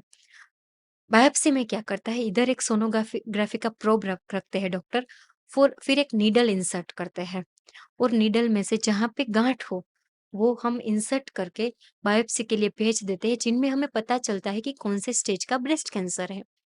पेट स्कैन में भी हमें पता चल जाता है कि कौन से स्टेज का ब्रेस्ट कैंसर है, कौन से टिश्यूज़ है, वो उसमें इन्वॉल्व है। तो ये स्कैनिंग बहुत ही ज़रूरी है। जिन लोगों को मेनोपॉज़ आ गया, मैं तो सबको एडवाइस करती हूँ कि साल में 1 और 2 बार आपको मेमोग्राफी बिल्कुल करनी है। आजकल फ़ॉरेन में तो ट्रेंड में है, हर 6 महीने में सब करवा लेते हैं। ओह! अर्ली डिटेक्ट हो जाता अर्ली तो डिटेक्ट हो फ़ायदा जाता है होता और है। हाँ, फ़ायदा होता है। अर्ली डिटेक्ट हो जाता है तो कभी-कभी ऐसा होता है कि स्तन रिमूवल के लिए भी हमें नहीं जाना पड़ता है। वो पर्टिकुलर पार्ट होता है ब्रेस्ट का, जहाँ ये गाँठ बन रही होती है, उसको निकाल देते हैं। लेकिन ये फिर सर्जिकल पोर्शन में आता है। जी। वो जो ऑन्कोलॉजिस्ट होते हैं, आजकल ब्रेस्ट स्पेशलिस्ट है। हमारे कंट्री में बहुत सारे अच्छे-अच्छे ब्रेस्ट स्पेशलिस्ट हैं, जो स्पेशली ब्रेस्ट कैंसर को ही देखते हैं। तो उनकी एडवाइस के अकॉर्डिंग फिर आगे बढ़ना चाहिए। आपने बोला पोस्ट मेनोपॉज़ तो वो ज़्यादा रहता है पोस्ट मेनोपॉज़ वाली लेडी में? हाँ, बहुत ज़्यादा, क्योंकि इम्यूनिटी डाउन होती है, हॉर्मोन्स तो बिल्कुल ना के बराबर होते हैं, तो वहाँ पे इम्यूनिटी लो होने की वजह से और हार्मोन के कम होने की वजह से पीरियड तो चले गए होते हैं, तो उनकी वजह से ब्रेस्ट कैंसर ज़्यादा देखने को मिलता है, क्योंकि इम्यूनिटी लो हो गई है, कहीं भी कोई भी इन्फेक्शन आगे बढ़ सकता है। मैडम अभी हम लोग कुछ ट्रूथ वर्सेस मिथ्स के बारे में बात करते हैं, तो आपको ये बोलना है कि ये क्या जो मैं स्टेटमेंट बोल रहा हूँ, क्या ये मिथ है या रियलिटी है? ओके, ठीक है ना? तो are you ready? Yes I am ready. First one is birth control pill will cause infertility. Absolutely myth. Women need to have period every month. अगर किसी फीमेल को 6 से 7 बार होता है साल में, तो वो भी नॉर्मल है, चलेगा। Using menstrual cup will break your hymen. क्या ये रियलिटी? फैक्ट। क्या टाइट क्लोथिंग की वजह से वजाइनल इन्फेक्शन हो सकता है? यस, हो सकता है। हमने आगे डिस्कस किया कि टाइट क्लोथिंग नहीं करना है हमें, और हमारी पैंटीज़ है, वो हम्म, कॉटन की यूज़ करनी है, फैंसी पैंटी को छोड़ के। तो ये सब इम्पोर्टेंट है, वजाइनल इन्फेक्शन से बचने के लिए। लूज़ पैंटीज़ हमें पहननी है। जी। यूरिनरी ट्रैक्ट जो इन्फेक्शन है, यूटीआईज जो है, वो क्या बेड टॉयलेट की वजह से होते हैं? नहीं, अगर आप किसी पब्लिक टॉयलेट को यूज़ करते हो, तो बिफ़ोर आपको, जब आप पी करते हो, तो आपको आपका टॉयलेट है वो पहले फ्लश करना है। हम्म, और जब फ्लश करो और आपका वॉशरूम हो जाए, तो आपको वो, आपका जो पार्ट है, प्राइवेट पार्ट, वो आपको अच्छे पानी से साफ कर देना है। हम्म। क्या कंडोम्स है वो हर एक टाइप के एसटीडीज से बचाता है, हर एक टाइप के सेक्सुअली ट्रांसमिटेड डिसीजेज है वहाँ उनसे बचाता है? नहीं, ये एक मिथ है, कॉन्डोम्स एसटीडी से बचाता है, लेकिन एसटीडीज़ ऐसा ही नहीं है कि अनप्रोटेक्टेड और अनप्रोटेक्टेड इंटरकोर्स से ही हो। कभी-कभी एसटीडीज़ है, वो स्किन टू स्किन इन्फेक्शन भी हो सकता है। Oh, yes, is it? Yes, it's right. Infertility caused by only female. No. ये बहुत बड़ा मिथ है। मिथ है, 40% male, 40% females and hmm. 20% unexplained. अगर आप पेन किलर्स यूज करते हो पीरियड्स के दौरान, तो क्या पीरियड्स का जो फ्लो है वो कम होता है? नेवर, उसका कभी कोई भी नहीं, कनेक्शन नहीं है? कोई भी कनेक्शन नहीं है। पेन किलर्स, हमें पेन टॉलरेट ना करना पड़े, हमारा मेंस्ट्रुअल पीरियड है वो एकदम कंफर्टेबल जाए, उसके लिए हम लेते हैं। हम्म। उसको और पीरियड के फ्लो को कोई लेना-देना नहीं है। और प्रेगनेंसी के दौरान लेडी को अपने हेयर को वॉश नहीं करना चाहिए। कई ऐसे एब्सोल्युटली मिथ है। अगर हम हेयर वॉश नहीं करेंगे 9 महीने तक, तो यहाँ पे कितना इन्फेक्शन लगेगा।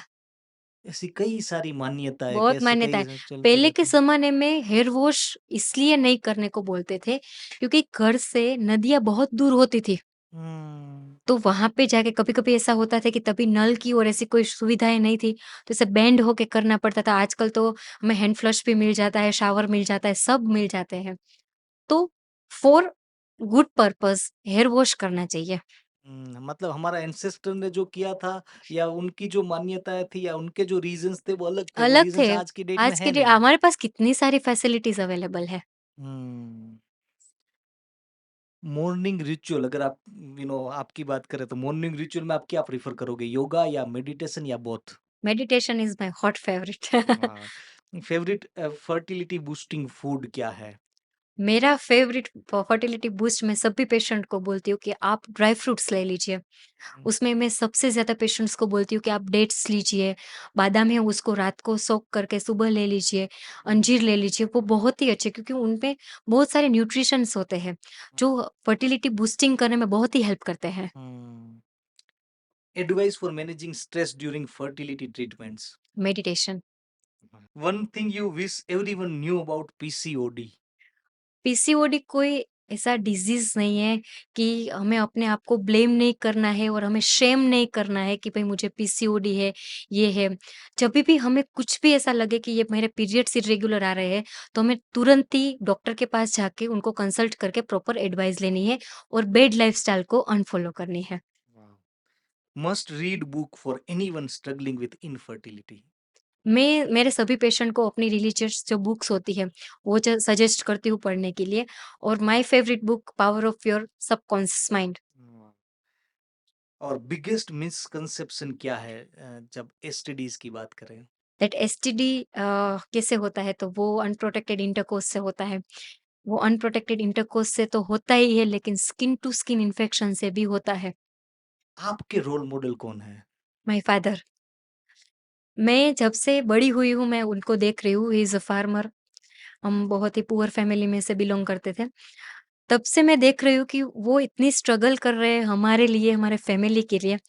आज मैं जो भी हूँ और मैं जो भी कर रही हूँ अपने फील्ड में, वो मेरे प्रेरणा स्रोत हमेशा मेरे फादर है, उनकी जो स्ट्रगल है वो रही है और वो रहे हैं और हमेशा रहेंगे। वाह!